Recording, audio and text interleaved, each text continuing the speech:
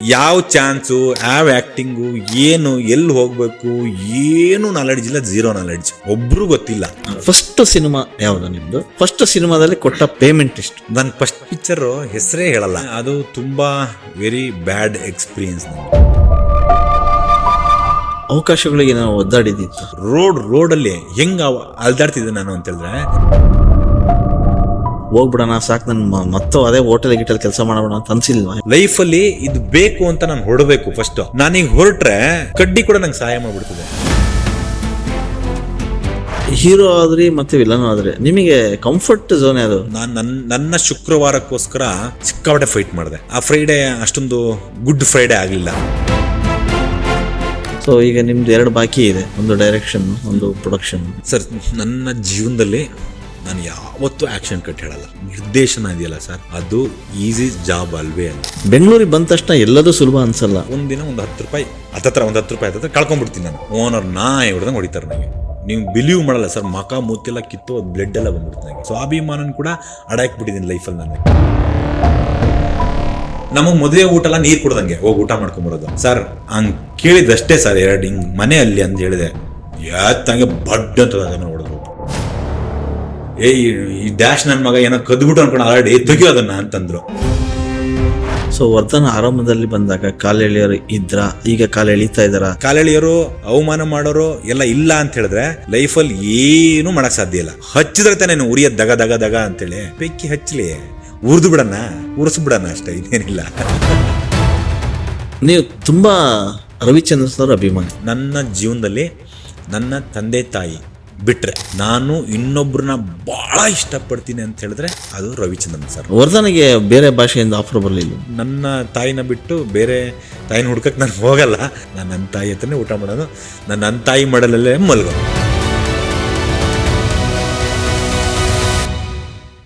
ನೀವು ಸಣ್ಣ ಆಗ್ಬೇಕಲ್ವಾ? ಅದು ಒಂದು ಉತ್ತಮ ಆಹಾರದಿಂದ ಸಣ್ಣ ಆಗ್ಬೇಕಲ್ವಾ? ಪ್ರತಿದಿನ ನಮ್ಮ ಜೀನಿ ಸ್ಲಿಮ್ ನ ಯೂಸ್ ಮಾಡಿ ಯಾವುದೇ ಸೈಡ್ ಎಫೆಕ್ಟ್ ಇಲ್ದಂಗೆ ನೀವು ಸಣ್ಣ ಆಗ್ತೀರಾ. ಮನೆಯಲ್ಲಿ ಕಿತ್ತು ತಿನ್ನೋ ಬಡತನ, ಗುಡಿಸಲು ವಾಸ, ಅಪ್ಪ ಯಾರ್ದೋ ಹೊಲದಲ್ಲಿ ಕೂಲಿ ಮಾಡ್ತಾರೆ, ಮಕ್ಕಳಿಗೆ ಅದು ಬೇಕು ಇದು ಬೇಕು ಅನ್ನೋ ಚಪಲ, ಹಠ, ಇನ್ನೇನೋ ತಿನ್ನಬೇಕು ಅನ್ನೋ ಬಯಕೆ. ಆದರೆ ಅದು ಯಾವುದೂ ಕೂಡ ಆಗಲ್ಲ. ಕಾರಣ ಇಷ್ಟೇ, ಮನೆಯಲ್ಲಿ ಬಡತನ. ಆದರೆ ಸಕ್ಸಸ್ ಇದ್ದರೆ ಮಾತ್ರ ಮರ್ಯಾದೆ ಅನ್ನೋ ಮಾತು. ಆ ಮರ್ಯಾದೆ ಎಲ್ಲಿ ಸಿಗುತ್ತೆ? ಕೆಲಸ ಮಾಡಬೇಕು, ಯಶಸ್ಸು ಪಡಿಬೇಕು, ಅಂದ್ಕೊಂಡಿದ್ದು ಸಾಧಿಸ್ಬೇಕು, ಆಗಲೇ ಆ ಮರ್ಯಾದೆ ಸಿಗೋದು. ಇದನ್ನು ಬೆನ್ನತ್ತು ಹೊರಟ ಅಂಥ ಒಬ್ಬ ಮಲೆನಾಡಿನ ಹುಡುಗ ಇವತ್ತು ಕನ್ನಡ ಚಿತ್ರರಂಗದಲ್ಲಿ ತಕ್ಕ ಮಟ್ಟಿಗಿನ ಹೀರೋ. ಅವರೇ ವರ್ಧನ್ ತೀರ್ಥಹಳ್ಳಿ.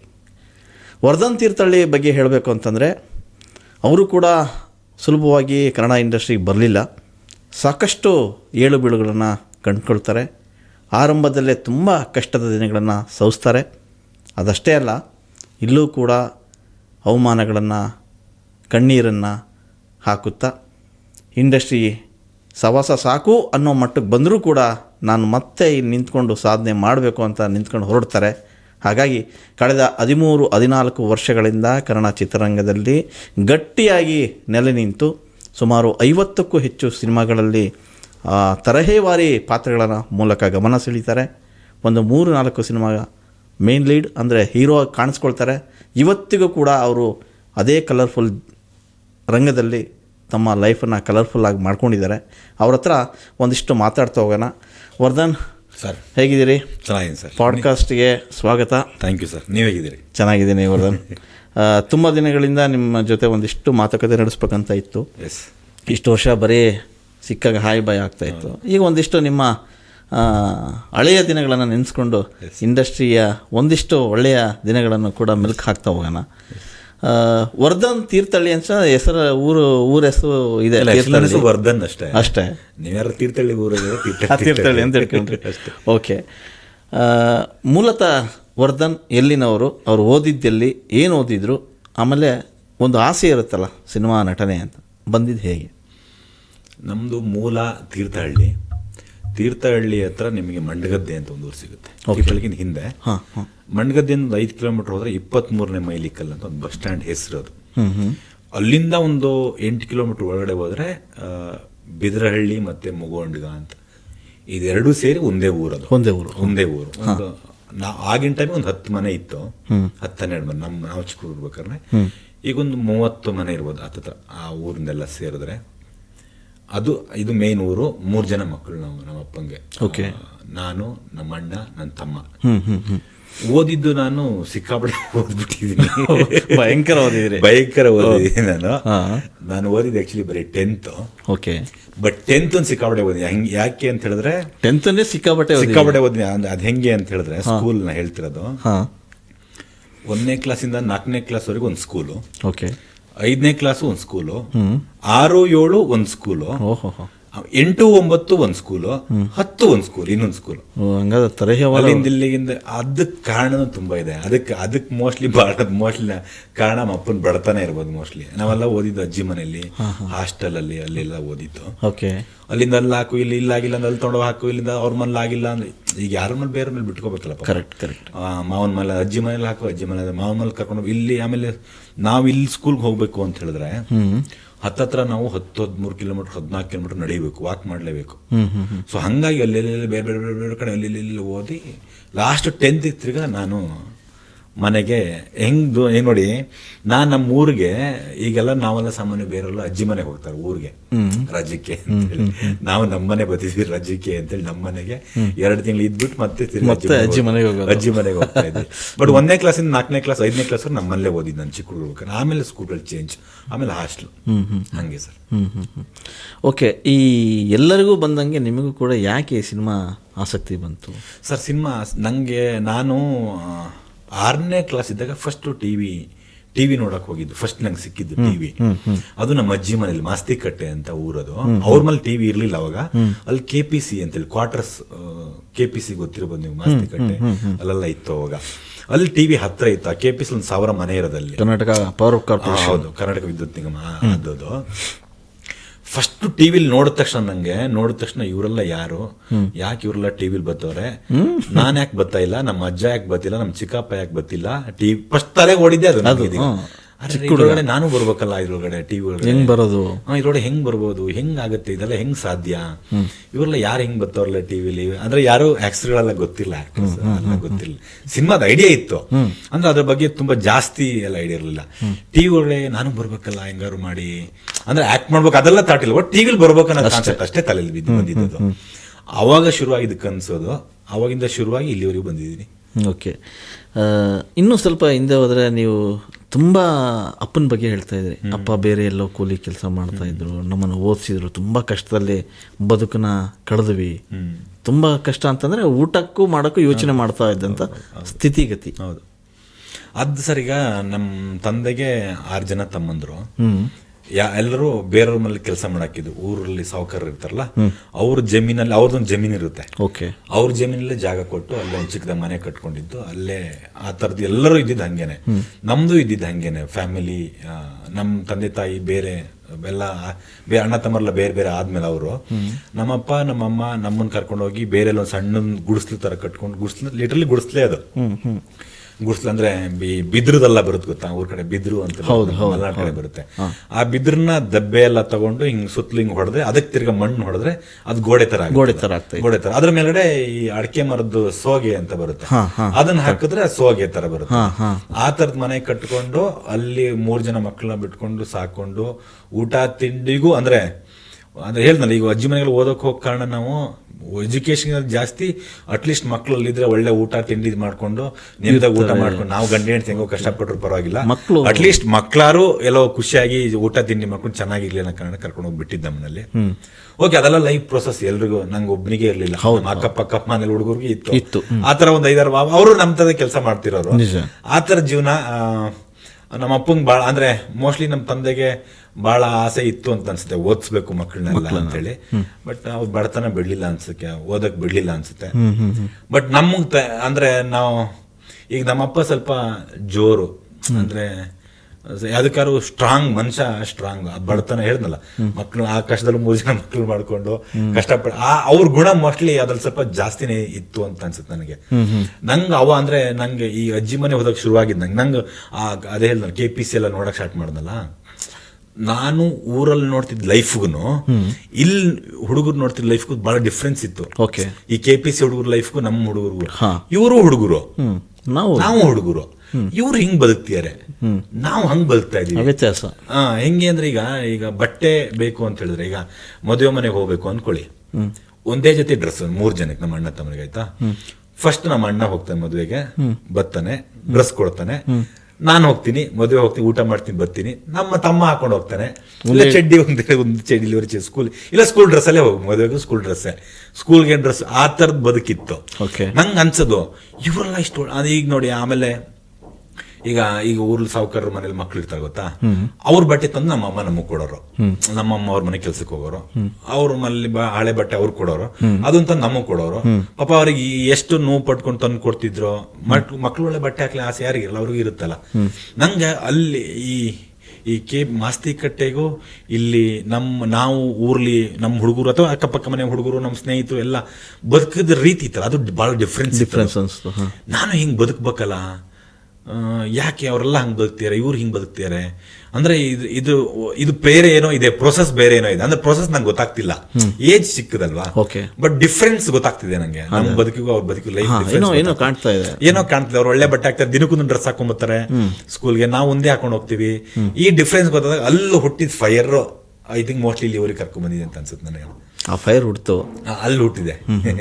ಓಕೆ, ನೀವು ಎಷ್ಟನೇ ವಯಸ್ಸಿಗೆ ಸಿನಿಮಾ ಬಂದ್ರಿ ಅಂತ? ಸರ್ 10th ಮುಗಿಸಿ ನಾನು, ನಂಗೆ ಈಗ ಊರಲ್ಲಿ ಇರ್ಬೇಕಾದ್ರೆ ಆಕ್ಟರ್ ಆಗ್ಬೇಕನ್ನೋ ಒಂದು ಥಾಟ್ ಹತ್ಬಿಟ್ಟಿತ್ತಲ್ಲ. ಓಕೆ. ಈಗ ಬೆಂಗಳೂರು ಆಕ್ಟರ್ ಆಗ್ಬೇಕಂತ ಬೆಂಗಳೂರು ಅಷ್ಟೊತ್ತಿಗೆಲ್ಲ ನಾನು ತೀರ್ಥಹಳ್ಳಿಲಿ ಓದಿ ಸ್ವಲ್ಪ ಸಿನಿಮಾಗಳಲ್ಲಿ ನೋಡಿ ಎಲ್ಲ ಅಭ್ಯಾಸ ಆಗಿತ್ತು ನನಗೆ. ನಾನು ಹೆಂಗ್ ಸಿನಿಮಾ ನೋಡ್ತಿದ್ದೆ ಅಂತ ಹೇಳಿದ್ರೆ, ಒಂದ್ ಸಿನಿಮಾ ರಿಲೀಸ್ ಆಗಿತ್ತು, ಶಿವಣ್ಣನ್ ಸಿನಿಮಾ ಆಯ್ತಾ. ನಾನು 10th ಓದ್ತಾ ಇದ್ದೆ ಅವಾಗ. ಸ್ಕೂಲ್ ನಮ್ಗೆಲ್ಲ ಸಿನಿಮಾ ಬರೋದು ಲೇಟ್. ಇಲ್ಲಿ ರಿಲೀಸ್ ಆಗಿದ್ದ ಸಿನಿಮಾ 1 ವರ್ಷ ಬಿಟ್ಟಲ್ಲಿ ರಿಲೀಸ್ ಮಾಡೋರಲ್ಲ, 10th ತರ ಇರೋಲ್ಲ. ಸಿನಿಮಾ ರಿಲೀಸ್ ಮಾಡಿ ಒಂದು ಪಿಕ್ಚರ್ ನೋಡಕ್ ಹೋಗಿದ್ದೆ ಥಿಯೇಟರ್ಗೆ. ಸ್ಕೂಲಿಂದ ನಮ್ಮನ್ನ ಸ್ಪೋರ್ಟ್ಸ್ ನಾನು ಸ್ಪೋರ್ಟ್ಸ್ ಅಲ್ಲ ಇದ್ದೆ, 10ನೇ ಕ್ಲಾಸ್ ಓದ್ತ ಟೈಮಲ್ಲಿ. ಸ್ಕೂಲಿಂದ ಕರ್ಕೊಂಡು ಹೋಗಿದ್ರು ನನ್ನ. Relay, high jump, long jump ಎಲ್ಲದರಲ್ಲೂ ಗೆದ್ದಿದೆ ಆಯ್ತಾ. ಈ ಎಲ್ಲರೂ ಗೆದ್ಮೇಲೆ ಗೆದ್ದವ್ರನ್ನೆಲ್ಲ ಸೇರಿಸಿ ಒಂದು ಲಾಸ್ಟ್ ಅಲ್ಲಿ ಫೈನಲ್ ಬಿಡ್ತಾರೆ. ಅವಾಗ ಎಲ್ಲಿ ಗೆದ್ದ ಅವ್ನು ಗೆದ್ದಂಗ. ಈಗ ನಂಗೆ ತೀರ್ಥಹಳ್ಳಿಲಿ ಹೋಗಿ ಹೇಳ್ತೇನೆ, ಶಿವಣ್ಣಂದು ಒಂದು ಪೋಸ್ಟರ್ ನೋಡಿದೆ, ಸಿನಿಮಾ ಪೋಸ್ಟರ್. ಈ ಪಿಕ್ಚರ್ ನೋಡ್ಬೇಕಲ್ಲ ಹೆಂಗಾರು ಮಾಡಿ. ನಾನು ಹೋಗಿದ್ರೆ ಸ್ಪೋರ್ಟ್ಸ್ಗೆ ಮಾಸ್ಟರ್ ಕರ್ಕೊಂಡು ಹೋಗಿರೋದು ನನ್ನ, ಹೆಂಗಾರು ಹೋಗ್ಬೇಕಲ್ಲ ಅಂತೇಳಿ. ಎಲ್ಲ ಆಟದಲ್ಲಿ ಗೆದ್ದು ಬಿಟ್ಟಿದೀವಿ. ಅರ್ಧ ರಿಲೇ ಗೊತ್ತಲ್ಲ, 4 ಜನ ಇರ್ಲೇಬೇಕು ಓಡಕ್ಕೆ. ಮಧ್ಯಾಹ್ನದವರೆಗೂ ತಡೆದು ಕಂಟ್ರೋಲ್ ಮಾಡಿ ಕಾಡ್ದೆ. ಮಧ್ಯಾಹ್ನ ಆಗ್ಲಿಲ್ಲ, ಕಂಟ್ರೋಲ್ ಮಾಡಕ್ಕಾಗಿಲ್ಲ. ಸ್ಪೋರ್ಟ್ಸ್ ಬಿಟ್ಟೆ ಸೀದಾ ಸಿನಿಮಾಗೆ ಹೋದ್ರೆ ಇಲ್ಲಿ ಹುಡುಕ್ತಾರೆ. ಇಲ್ಲ ನಾನು ವರ್ಧನ್ ಹುಡುಕ್ರಪ್ಪ, ಎಲ್ಲರಪ್ಪ ಓಡ್ಬೇಕಲ್ಲ. ನೆಕ್ಸ್ಟ್ ಎಲ್ಲ ಕಾಡಲ್ಲಿ ಗೆದ್ದು ಬಿಟ್ಟಿದೀವಿ. ಲಾಂಗ್ ಜಂಪಲ್ ಗೆದ್ದಿದ್ದೀನಿ, ಹೈ ಜಂಪಲ್ 100 ಮೀಟರ್ ಎಲ್ಲ ಗೆದ್ದಿದ್ದೀನಿ. ನೆಕ್ಸ್ಟ್ ನೀವು ಈಗ ಹೋಬಳಿ ಮಾಡಿದಾಗ ತಾಲೂಕ್ ಬೇರೆ ಅವ್ರಿಗೂ ಆಸೆ ಇರ್ತಲ್ಲ ನಮ್ಮ ಸ್ಕೂಲ್ ಹುಡುಗರು ಕರ್ಕೊಂಡು ಹೋಗ್ಬೇಕು ಅಂತ. ನಾನ್ ಸೀದಾ ಶಿವಣ್ಣನ್ ಪಿಕ್ಚರ್ ಆರಾಮ್ ಕುತ್ಕೊಂಡು ಪಿಕ್ಚರ್ ನೋಡ್ಕೊಂಡು ಸಾಯಂಕಾಲ ಮುಗೀತು. ಅವಾಗ ಸ್ಟಾರ್ಟ್ ಆಗೋದು ಭಯ.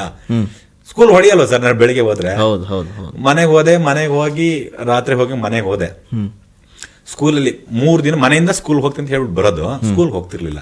ಅಲ್ಲೆಲ್ಲ ಓಡಾಡ್ಕೊಂಡು ತೋಟ, ಪೇರ್ಲೆಕಾಯಿ ಮರ, ಸೀಬೆಕಾಯಿ, ಹುಣಸೆ ಮರ ಅಲ್ಲಿ ಹತ್ಕೊಂಡು ಹಿಂಗೆ ಓಡಾಡ್ತಿದ್ದೆ. ಮನೇಲಿ ಹೇಳಿ ಕಳಿಸಿದ್ರು, ಅವ್ನು ಸ್ಕೂಲ್ಗೆ ಬರ್ತಾ ಇಲ್ಲ, ಅವನು 3-4 ದಿನ ಆಗಿದೆ, ಅವ್ರಿಗೆ ಗೊತ್ತಾಗಿದೆ ಹೊಡಿತಾರೆ ಸ್ಕೂಲಲ್ಲಿ ಅಂತೇಳಿ ಬಂದಿಲ್ಲ ಅಂತೇಳಿ ಅಂತ. ಆಮೇಲೆ ನಮ್ಮ ಅಪ್ಪಂಗೆ ಹೇಳಿ ಕಳಿಸು, ಅವ್ನು ಬರ್ತಾನಿಲ್ಲ ಸ್ಕೂಲ್ಗೆ, ಅವನು ಕರ್ಕೊಂಡ್ ಬಿಟ್ಟೋಗಿ ಅಂತೇಳಿ. ಇದೆಲ್ಲ ನಮ್ಮ ಅಪ್ಪಂಗೆ ಗೊತ್ತೇ ಇಲ್ಲ, ಈ ತರದ್ ಆಗಿದ್ದು ಗೊತ್ತಿಲ್ಲ, ಏನು ಗೊತ್ತಿಲ್ಲ, ಈ ತರ ಎಲ್ಲ ಮಾಡೋದು ಗೊತ್ತಿಲ್ಲ ಅವ್ರಿಗೆ. ನಮ್ಮ ಅಪ್ಪಂಗೆ ಗೊತ್ತಾಯ್ತು. ಆಮೇಲೆ ಹೇಳಿದ್ರು ನಮ್ಮಪ್ಪ, ಸ್ಕೂಲ್ ಹೋಗಪ್ಪ ಕಂದ ಅಂದ್ರೆ. ಸುಮ್ನೆ ನಿಂಗೆ ಹೇಳಿಲ್ಲ ಅವ್ರು ಹೇಳೋ ರೀತಿ ಬೇರೆ ಇತ್ತು. ಓಡ್ ಬಾ ಕಂದ, ಭಗವಂತ ನಿಂಗೆ ಒಳ್ಳೇದು ಮಾಡ್ಲಿ ಅಂತ ಇಲ್ಲೇ ಅವ್ರು ಭಗವಂತನ ತೋರ್ಸಿದ್ರು. ಒಂದ್ಸಲ ಸ್ಕೂಲ್ಗೆ ಹೋದೆ, ಭಗವಂತನ ತೋರ್ಸಿದ್ರು. ಅಂದ್ರೆ ಆ ಮಟ್ಟದ ಸಿನಿಮಾ ಹುಚ್ಚಿತ್ತು. ಬಿಟ್ಟು ಹೊಡೋಗಿದ್ದು. ಅದಕ್ಕೆ ಹಿಂದೆ ಮಾಡಿದ್ರೆ ನಿಮ್ಮ ಅಣ್ಣನ ಬಗ್ಗೆ ಬಹಳ ಹೇಳ್ತಾ ಹೋಗ್ತೀರಿ. ನಂಗೆ ಈಗ ಸರ್, ನಂಗೆ ಒಬ್ಬ ಅಣ್ಣ ಇದ್ದಾನೆ, ಒಬ್ಬ ತಮ್ಮ ಇದ್ದಾನೆ. ನಾನು ಇವಾಗ್ಲೂ ಅನ್ಸದ್ ನಂಗೆ, ತಮ್ಮ ಅಣ್ಣನ ಜಾಗದಲ್ಲಿದ್ದಾನೆ, ಅಣ್ಣ ತಂದೆ ಜಾಗದಲ್ಲಿದ್ದಾರೆ ಅಟ್ ಪ್ರೆಸೆಂಟ್. ನಂಗೆ ಈಗ ಅಂದ್ರೆ ನಮ್ಮ ಅಣ್ಣನು ಅವನು ಓದೇ ಇಲ್ಲ ಪಾಪ, 6ನೇ ಕ್ಲಾಸ್ ಸಮಥಿಂಗ್ ಏನು ಓದಿದ್ದವನು. ಅವಾಗ್ಲೇ ಚಿಕ್ಕ ವಯಸ್ಸಲ್ಲೇ ಊರು ಬಿಟ್ಟು ಹೋಟ್ಲ್ ಕೆಲ್ಸಕ್ಕೆ ಬಂದ್ಬಿಟ್ಟಿದ್ದ ಬೆಂಗಳೂರಲ್ಲಿ. ಬೆಂಗಳೂರು ಕೆಲಸ ಮಾಡ್ತಿದ್ದ. ಅಂದ್ರೆ ಈಗ 6ನೇ ಕ್ಲಾಸ್ ಹುಡುಗರು, 6ನೇ ಕ್ಲಾಸ್ ಅಂದ್ರೆ ಎಷ್ಟು ಸರ್, 12-13 ವರ್ಷ ಅಷ್ಟೇ. 13 ವರ್ಷದ ಹುಡುಗರನ್ನ ಇವಾಗ ಅಟ್ ಪ್ರೆಸೆಂಟ್ ನೀವು ಮನೆಯಿಂದ ಆಚೆ ಬಿಡಲ್ಲ. ಬೆಂಗಳೂರಲ್ಲಿ ಆಗಿರ್ಬೋದು, ಈಗ ಹಳ್ಳಿಲೂ ಆಗಿರ್ಬೋದು, ಹಳ್ಳಿಲೂ ಬಿಡಲ್ಲ ಮಾಡ್ತಾರೆ ಸರ್. ಅಷ್ಟು ಕೇರಿಂಗ್ ಇರುತ್ತೆ. ಅಂತ ಹುಡುಗ ಬೆಂಗಳೂರು ಕೆಲಸ ಮಾಡಕ್ ಬರ್ತಾನೆ ಅಂತ ಹೇಳಿದ್ರೆ ನಾವ್, ಅಂದ್ರೆ ನಂಗೆ ಈಗ ಆಗಿನ ಟೈಮ್ ನಂಗೆ ಏನೋ ಅನ್ಸಿರ್ಲ ಅದಲ್ಲ. ಈಗ ನಾವು ಶೂಟ್ ಮಾಡಿದ್ಮೇಲೆ ನಂಗೆ ಅನ್ಸೋದು, ಇಷ್ಟು ಚಿಕ್ಕ ಹುಡುಗ ಕೆಲ್ಸಕ್ಕೆ ಹೋಗ್ಬಿಟ್ನಲ್ಲ, ಈಗ ನಮ್ಮ ಮನೆಯವರಿಗೆ ನಮ್ಗೆಲ್ಲ ನೋವಿದೆ ಅದ್ರ ಬಗ್ಗೆ, ನಮ್ಮ ಅಣ್ಣನ ಅಂದ್ರೆ ಆ ಥರದ್ದು ಆಯ್ತಲ್ಲ ಅಂತೇಳಿ. ಆಮೇಲೆ ತಿರ್ಗಾ ನಮ್ದು ಸ್ಟಾರ್ಟ್, ನಮ್ದು 10th ಮುಗಿತಾಗ ನಮ್ದು ಬೆಂಗಳೂರು ಕೆಲಸನೇ ನಮ್ದು ಸ್ಟಾರ್ಟ್ ಆಗಿದ್ದು. ಬಟ್ ಹಂಗಾಗಿ ನನಗೆ ಅಣ್ಣನ ಬಗ್ಗೆ ಭಾಳ ಗೌರವ ಇದೆ. ಇಡೀ ಕುಟುಂಬಕ್ಕೋಸ್ಕರ, ಮನೆಗೋಸ್ಕರ ಭಾಳ ಚಿಕ್ಕ ವಯಸ್ಸಲ್ಲಿ ಹೋಗಿ ಹೋಟ್ಲಲ್ಲಿ ತಟ್ಟೆ ತೊಳೆದು ನಮ್ಮನ್ನೆಲ್ಲ ಸಾಕಿದ್ದಾನೆ ಇದೆ. ಭಾಳ ಗೌರವನೂ ಇದೆ. ಬಟ್ ಇವಾಗ ಚೆನ್ನಾಗಿದ್ದಾನೆ, ಇವಾಗ ಖುಷಿಯಾಗಿ ಆರಾಮಾಗಿ ಹ್ಯಾಪಿ ಆಗಿದ್ದಾನೆ, ಭಾಳ ಖುಷಿ ಇದೆ. ಓಕೆ, ನೀವು ಬೆಂಗಳೂರಿಗೆ ಬರ್ತೀರಿ. ಬೆಂಗಳೂರಿಗೆ ಬಂದ ತಕ್ಷಣ ಎಲ್ಲದೂ ಸುಲಭ ಅನ್ಸಲ್ಲ. ಹೌದು. ಹೇಗಿತ್ತು ಆ ಲೈಫ್? ಸರ್, ಬೆಂಗಳೂರಿಗೆ ಬಂದು ನಾನು ಫಸ್ಟು ಇಳಿದಿದ್ದು ಯಶವಂತಪುರ. ಓಕೆನಾ? ಯಶವಂತಪುರದಲ್ಲಿ ಇಳಿದು ನಿಮಗೆ ಗೋವರ್ಧನ್ ಥಿಯೇಟರ್ನ ಸ್ವಲ್ಪ ಮುಂದೆ ಬಂದರೆ ರೈಟ್ ಸೈಡಿಗೆ ಉಲ್ಲಾಸ್ ಥಿಯೇಟರ್, ಇವಾಗ ಇಲ್ಲ ಅನ್ಸುತ್ತೆ, ಅದರ ಆಪೋಸಿಟ್ ಹಿಂಗೆ ನಾವು ಓರಿಯನ್ ಮಾಲ್ಗೆ ಹೋಗಿಂತ ಹಿಂದೆನೆ ಒಂದು ಮಾರ್ಕೆಟ್ಗೆ ಹೋಗಿ ಯಶವಂತಪುರ ಮಾರ್ಕೆಟ್ ಒಂದು ಅಂಡರ್ ಪಾಸ್ ಇದೆ. ಓಕೆ, ಆ ಅಂಡರ್ ಪಾಸ್ ಹೇಳಿ ಸೀದಾ ಮಾರ್ಕೆಟ್ಗೆ ಹೋದೆ. ಅಲ್ಲೊಂದು ಪ್ರಶಾಂತ್ ಅಂತ ಒಂದು ಹೋಟ್ಲಿತ್ತು. ಆ ಹೋಟ್ಲಿಗೆ ಕೆಲಸ ಸೇರ್ಕೊಂಡೆ. ಅಲ್ಲಿ ಹತ್ತತ್ರ 1 ವರ್ಷ ಕೆಲಸ ಮಾಡಿದೆ, ಅಲ್ಲೇ ಕೆಲಸ ಮಾಡಿದೆ. ಅಂದ್ರೆ ಆಕ್ಟರ್ ಆಗ್ಬೇಕಂತ ಬಂದ್ಬಿಟ್ಟಿದ್ದೀನಿ. ಊರಲ್ಲಿ ಹೋಗೋ ಅನ್ಕೊಂಡಿದ್ದೀನಿ, ನಮ್ಮ ಹುಡುಗರೆಲ್ಲ ಹೋಟ್ಲ ಕೆಲಸ ಮಾಡ್ತಾವ್ರೆ, ನಾನು ಹೋಟ್ಲ ಕೆಲಸ ಮಾಡಬಾರ್ದು ಅಂತ. ಬಟ್ ಪರಿಸ್ಥಿತಿ ತಿರ್ಗಾ ನಮ್ಮನ್ನ ಹೋಟ್ಲ ಕೆಲಸಕ್ಕೆ ತಗೊಂಡಾಗುತ್ತೆ. ಬಟ್ ಡ್ರೀಮ್ ಇದೆ, ಬೇರೆ ಇದೆ, ಕನ್ಸು ಬೇರೆ ಇದೆ ನನಗೆ. ಬದುಕ್ಬೇಕಲ್ಲ, ಇಲ್ಲಿ ಸರ್ವೈವ್ ಆಗ್ಬೇಕಲ್ಲ ನಾನು. ಇಲ್ಲಿ ಎಲ್ಲಿ ಹೋಗಿ, ಇಲ್ಲಿ ಯಾರ ಮನೇಲಿ ಹೋಗಿರಕ್ಕಾಗತ್ತೆ? ಊಟ ಮಾಡೋದಲ್ಲಿ, ತಿಂಡಿ ತಿನ್ನೋದಲ್ಲಿ, ಉಳ್ಕೊಳ್ಳೋದಿಲ್ಲ. ಬರೋದು ಬಂದ್ಬಿಟ್ಟಿದ್ದೀನಿ. ಅಲ್ಲಿ ಹೋಗಿ 1 ವರ್ಷ ಕೆಲಸ ಮಾಡ್ತೀನಿ ಅಲ್ಲಿ ಹೋಟ್ಲಲ್ಲಿ. ಹೋಟ್ಲ ಕೆಲಸ ಮಾಡ್ತೀನಿ. ಹೋಟ್ಲ ಕೆಲಸ ಏನು ಅಂತ ಹೇಳಿದ್ರೆ ನಂದು, ಹೋಟ್ಲಲ್ಲಿ ಟೀ ಮಾಡ್ಕೊಡ್ತಾರೆ. ಓಕೆ, ಆ ಟೀನ ತಗೊಂಡೋಗಿ ಮಾರ್ಕೆಟ್ ಅಲ್ಲಿ ಮಾರ್ಬೇಕು. ಅಂದ್ರೆ ಮಾರೋದಲ್ಲ, ಟೀ ಅಂತ ಹೇಳಿ ಮಾರೋದಲ್ಲ, ಅಂಗಡಿಗಳಿರುತ್ತೆ ಅಲ್ಲಿ ಅಂಗಡಿಗಳಿರುತ್ತೆ. ಪರ್ಮನೆಂಟ್ ಅಂಗಡಿಲಿ ನಮ್ಮ ಹೋಟ್ಲಿಂದ ಟೀ ಹೋಗೋದು, ಅಲ್ಲಿಂದ ಪರ್ಮನೆಂಟ್ ಎಲ್ರಿಗೂ ಟೀ ತೊಗೊಂಡೋಗಿ ಕೊಡೋದು, ಸಾಯಂಕಾಲ ದುಡ್ಡು ಕಲೆಕ್ಟ್ ಮಾಡ್ಕೊಂಡು ಕೊಡೋದು, ಓನರ್ಗೆ ತೊಗೊಂಡೋಗಿ ಕೊಡೋದು. ಅದು ನನ್ನ ಡ್ಯೂಟಿ. ಫಸ್ಟ್ ಕೊಟ್ಟಿದ್ದು ನಂಗೆ, ಅಂದ್ರೆ ಫಸ್ಟ್ 3-4 ದಿನ ಕ್ಲೀನಿಂಗ್ ಡ್ಯೂಟಿ. ಅದಾದ್ಮೇಲೆ ನಿಂತು ಟೀ ಕೊಟ್ಬಿಟ್ಟು ಬಾಪ ಎಲ್ಲವನ್ನು ಡೈಲಿ ಸಾಯಂಕಾಲ ಟೀ. ಅಲ್ಲಿ ಮಾರ್ಕೆಟ್ ಅಲ್ವಾ ಅದು, ಅಂಗಡಿಗಳೆಲ್ಲ ಹೋಲ್ಸೇಲ್ ಅಂಗಡಿ, ಕಸ್ಟಮರ್ಗೆ ಬಂದ್ರೆ ಟೀ ಕೊಡ್ತಾ ಇರ್ತಾರಲ್ಲ, ಟೀ ಕೊಡ ಅರ್ಧ ಗಂಟೆ 1 ಅವರ್ ಟೀ ತೊಗೊಂಡೋಗಿ, ಇಲ್ಲ ಫೋನ್ ಮಾಡಿ ಹೇಳ್ತಾರೆ ಟೀ ತೊಗೊಂಡು ಕೊಡ್ತಾ ಇರ್ಬೇಕು. ಸುಮಾರು ದಿನ 1 ವರ್ಷ ಕೆಲಸ ಮಾಡಿದ್ಮೇಲೆ ಒಂದಿನ ಒಂದು 10 ರೂಪಾಯಿ ಹತ್ತತ್ರ ಕಳ್ಕೊಂಡ್ಬಿಡ್ತೀನಿ ನಾನು, ಮಿಸ್ ಆಗಿ. ಮದರ್ ಪ್ರಾಮಿಸ್, ಧರ್ಮಸ್ಥಳದ ಮಂಜುನಾಥ ರಾಣಿಗೂ ನಂಗೆ ಗೊತ್ತಿಲ್ಲ 10 ರೂಪಾಯಿ ಏನಾಯ್ತು ಅಂತ. ಆಯ್ತಾ, 10 ರೂಪಾಯಿ ಕಳ್ಕೊಂಡ್ಬಿಡ್ತೀನಿ ನಾನು. ಕಳ್ಕೊಂಡು ಸಾಯಂಕಾಲ ನಾರ್ಮಲ್ ಕೊಡಂಗೆ ಜೇಬಿಂದ ಎತ್ತಿ ಹಿಂಗೆಲ್ಲ ಹಿಂಗೆ ಕೊಡ್ತೀನಿ ಓನರ್ಗೆ. 10 ರೂಪಾಯಿ ಕಮ್ಮಿ ಇರುತ್ತೆ. ಓನರ್ ಹೊಡೆದಂಗೆ ಹೊಡಿತಾರೆ ನನಗೆ. ನೀವು ಬಿಲೀವ್ ಮಾಡಲ್ಲ ಸರ್, ಮಕ ಮೂತಿಲ್ಲ ಕಿತ್ತು, ಅದು ಬ್ಲಡ್ ಎಲ್ಲ ಬಂದ್ಬಿಡುತ್ತೆ ನನಗೆ, ಸಿಕ್ಕಾವಡೆ ಹೊಡೆದಾಕ್ಬಿಡ್ತಾರೆ. ಬಟ್ ನಂಗೆ ಅವ್ರ ಬಗ್ಗೆ ಬೇಜಾರಿಲ್ಲ. ಆಗಿನ ಟೈಮಿಗೆ ನಂಗೆ ಬೇಜಾರಾಗಿತ್ತು ಅವ್ರ ಮೇಲೆ. ಬಟ್ ಈಗಿನ ಟೈಮ್ ಬಗ್ಗೆ ನಂಗೆ ಅವ್ರ ಬಗ್ಗೆ ತುಂಬಾ ಗೌರವ ಇದೆ ನಂಗೆ. ಅಂದ್ರೆ ತಪ್ಪು ಮಾಡ್ದೇನೆ ಒದೆ ತಿಂದಿರುವಾಗ, ಇನ್ ತಪ್ಪು ಮಾಡ್ರೆ ಲೈಫಲ್ಲಿ ಹೆಂಗ್ ಹೊಡಿಬೋದು ಯಾರು ನಾಲೆಡ್ಜ್ ಬಂದಿದೆ, ಎಚ್ಚರಿಕೆ ಇವತ್ತಿಗೂ ಇದೆ ನಂಗೆ. ತಪ್ಪು ಮಾಡೋ ಮೊದಲು ಅದೊಂದು ಏಟ್ ನೆನಪಾಗುತ್ತೆ. ತಪ್ಪು ಮಾಡದೆ ಹೋದ್ರೆ ಹೊಡಿತಾರೆ, ಇನ್ ತಪ್ಪು ಮಾಡ್ರೆ ಹೆಂಗ್ ಹೊಡಿಬೋದು ಅಂತ. ಸೀದಾ ಅಲ್ಲಿಂದ ಏನ್ ಮಾಡ್ತೀನಿ, ಅಲ್ಲಿಂದ ಅವತ್ತಲ್ಲಿ ಯಶವಂತ್, ಇಲ್ಲಿ ನವರಂಗ್ ಥಿಯೇಟರ್ ಇದೆಯಲ್ಲ, ನವರಂಗ್ ಥಿಯೇಟರ್ ಮುಂದೆ ಮೊದಲು ಸಾಗರ್ ಫಾಸ್ಟ್ ಫುಡ್ ಅಂತ ಒಂದು ಹೋಟ್ಲ್ ಇತ್ತು. ಅಲ್ಲಿ ನಮ್ಮ ಅಣ್ಣ ಬೇರೆ ಕಡೆ ಇದ್ದ. ಸೀದಾ ಅಲ್ಲಿಂದ ನಡ್ಕೊಂಡು ಬರ್ತೀನಿ. ಈ ಓರಿಯನ್ ಮಾಲ್ ರೋಡಲ್ಲಿ, ಇವಾಗೆಲ್ಲ ಓರಿಯನ್ ಮಾಲ್ ಇದೆ, ಅವಾಗ ಇರಲಿಲ್ಲ. ಅಲ್ಲಿಂದ ಯಶವಂತಪುರದಿಂದ ಹಂಗೆ ಹೊರಡಿಂದ ನವರಂಗ್ ಥಿಯೇಟರ್ ಒಂದು ರೋಡ್ ಇದೆ ಗೊತ್ತಾ, ಆ ರೋಡಲ್ಲಿ ನಡ್ಕೊಂಡು ಬರ್ತೀನಿ. ಅಲ್ಲಿ ಬಂದಲ್ಲೊಬ್ರು ನಮ್ಮೂರವ್ರು ಮಂಜಣ್ಣ ಅಂತ ಒಬ್ರು ಕೆಲಸ ಮಾಡ್ತಿರ್ತಾರೆ. ಅವ್ರು ನೋಡಿ ಆಶ್ಚರ್ಯ ಆಗ್ಬಿಡುತ್ತೆ ನಂಗೆ ನೋಡ್ಬಿಟ್ಟು, ಏನೋ ಹಿಂಗಾಗಿದೆ, ಹಿಂಗೆ ಹೊಡೆದಿರಿ, ಏನೋ ಯಾರೋ ಹೊಡೆದಿದ್ದು ಅಂತ ಕೇಳ್ತಾರೆ. ಅಣ್ಣ ಹಿಂಗೆ ಆಯ್ತಣ್ಣ, ಒಂದು ದುಡ್ಡು ಹಿಂಗೆ ಮಿಸ್ ಆಗ್ಬಿಡ್ತು, ಅದಕ್ಕೆ ನಾನೇ ಕದ್ದು ಬಿಟ್ಟಿದ್ದೀನಿ ಅಂದ್ಕೊಂಡು ಹೊಡೆದ್ಬಿಟ್ರು ಅಂತ ಹೇಳ್ತಾರೆ. ಏನು ಸಂಬಳ ಎಲ್ಲ ಕೊಟ್ರ ಅಂತ ಕೇಳ್ತಾರೆ. ಇಲ್ಲ ಅಣ್ಣ, ಒಂದು 2 ತಿಂಗಳು ಸಂಬಳ ಕೊಟ್ಟಿಲ್ಲ ಅಂತ ಹೇಳ್ತೀನಿ. ಸರಿ, ಒಂದು ಕೆಲಸ ಮಾಡು, ಸಂಬಳ ಎಲ್ಲ ಇಸ್ಕೊಬಂದ್ಬಿಡು, ನಾನು ಬೇರೆ ಕಡೆ ಕೆಲಸಕ್ಕೆ ಸೇರಿಸ್ತೀನಿ ಅಂತ ಹೇಳ್ತಾರೆ. ಸರಿ ಆಯ್ತಣ್ಣ ಅಂತ ಸೀದಾ ಹೋಗ್ತೀನಿ ನಾನು ವಾಪಸ್.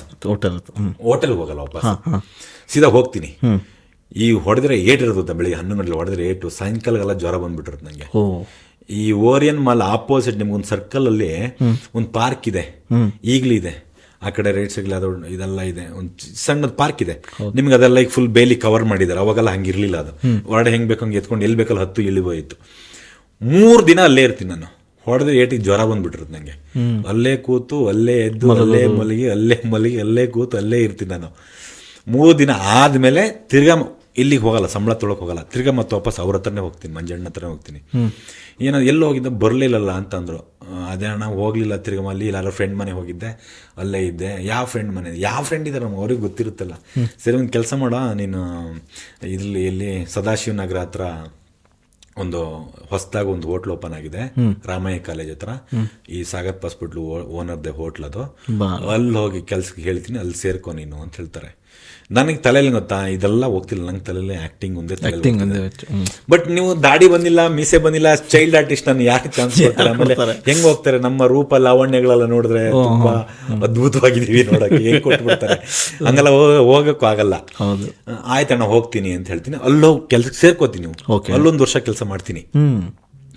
ಕೆಲಸ ಮಾಡಿದ್ಮೇಲೆ 1 ವರ್ಷ ಆದ್ಮೇಲೆ ನಾರ್ಮಲ್ ಊರಿಗೆ ಹೋಗೋದು ಬರೋದೆಲ್ಲ ಮಾಡ್ತಾ ಇರ್ತೀನಿ, ಕೆಲಸ ಮಾಡ್ತೀನಿ. ವರ್ಷಕ್ಕೊಂದ್ಸಲ ಊರಿಗೆ ಹೋಗ್ತಾ ಇರ್ತೀವಿ, ಎಲ್ಲ ಮಾಡ್ತಾ ಇರ್ತೀವಿ.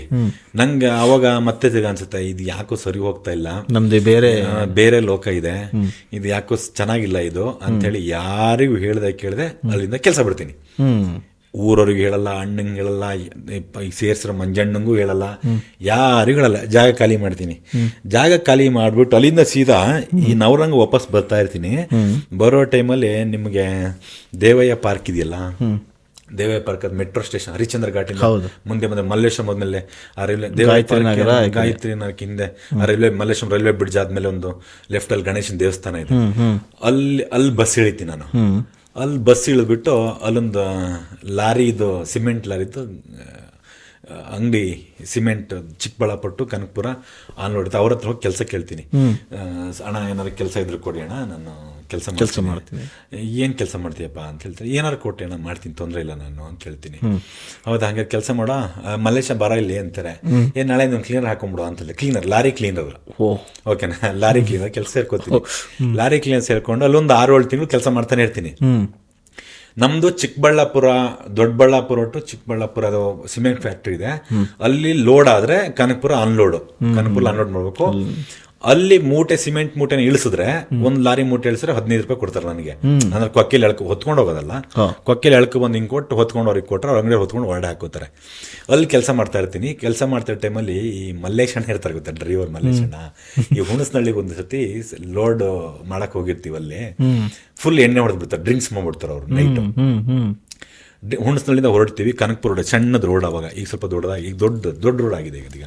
ಚಿಕ್ಕ ರೋಡ್, ಮಕ್ಕ ಗಾಡಿ ಹೊಡಿತಾರೆ, ಲಾರಿ ರಬ ಡಿಸ್ಗ ಅಂತ ಹಿಂಗೆಲ್ಲ ಸೈಡಿಗೆ. ನನಗೆ ಭಯ, ಹಣ ಬೇಡ ಅಂತ ಹೇಳಕ್ಕಲ್ಲ, ಹಣ ದಯವಿಟ್ಟು ಹಣ ಗಾಡಿ ಹಿಂಗೆ ಓಡಿಸ್ಬೇಡ ಅಂತ ಕಾಲು ಹಿಡಿದ್ಬಿಡ್ತೀನಿ ಎಪ್ಪಂದು. ಟಸಕ್ ಹಿಂಗೆಲ್ಲ ಅವ್ರು ಡ್ರಿಂಕ್ಸ್ ಮಾಡಿರ್ತಾರಲ್ಲ. ನಾನು ಇನ್ನೂ ಜೋಶ ಎಪ್ಪಂಗೆ ನಾನು ನೋಡ್ಬಿಟ್ಟು ಅಳ್ತಿರೋದು ನೋಡ್ಬಿಟ್ಟು, ಹಣ ಬಿಟ್ಬಿಡೋಣ ನನ್ಗೆ.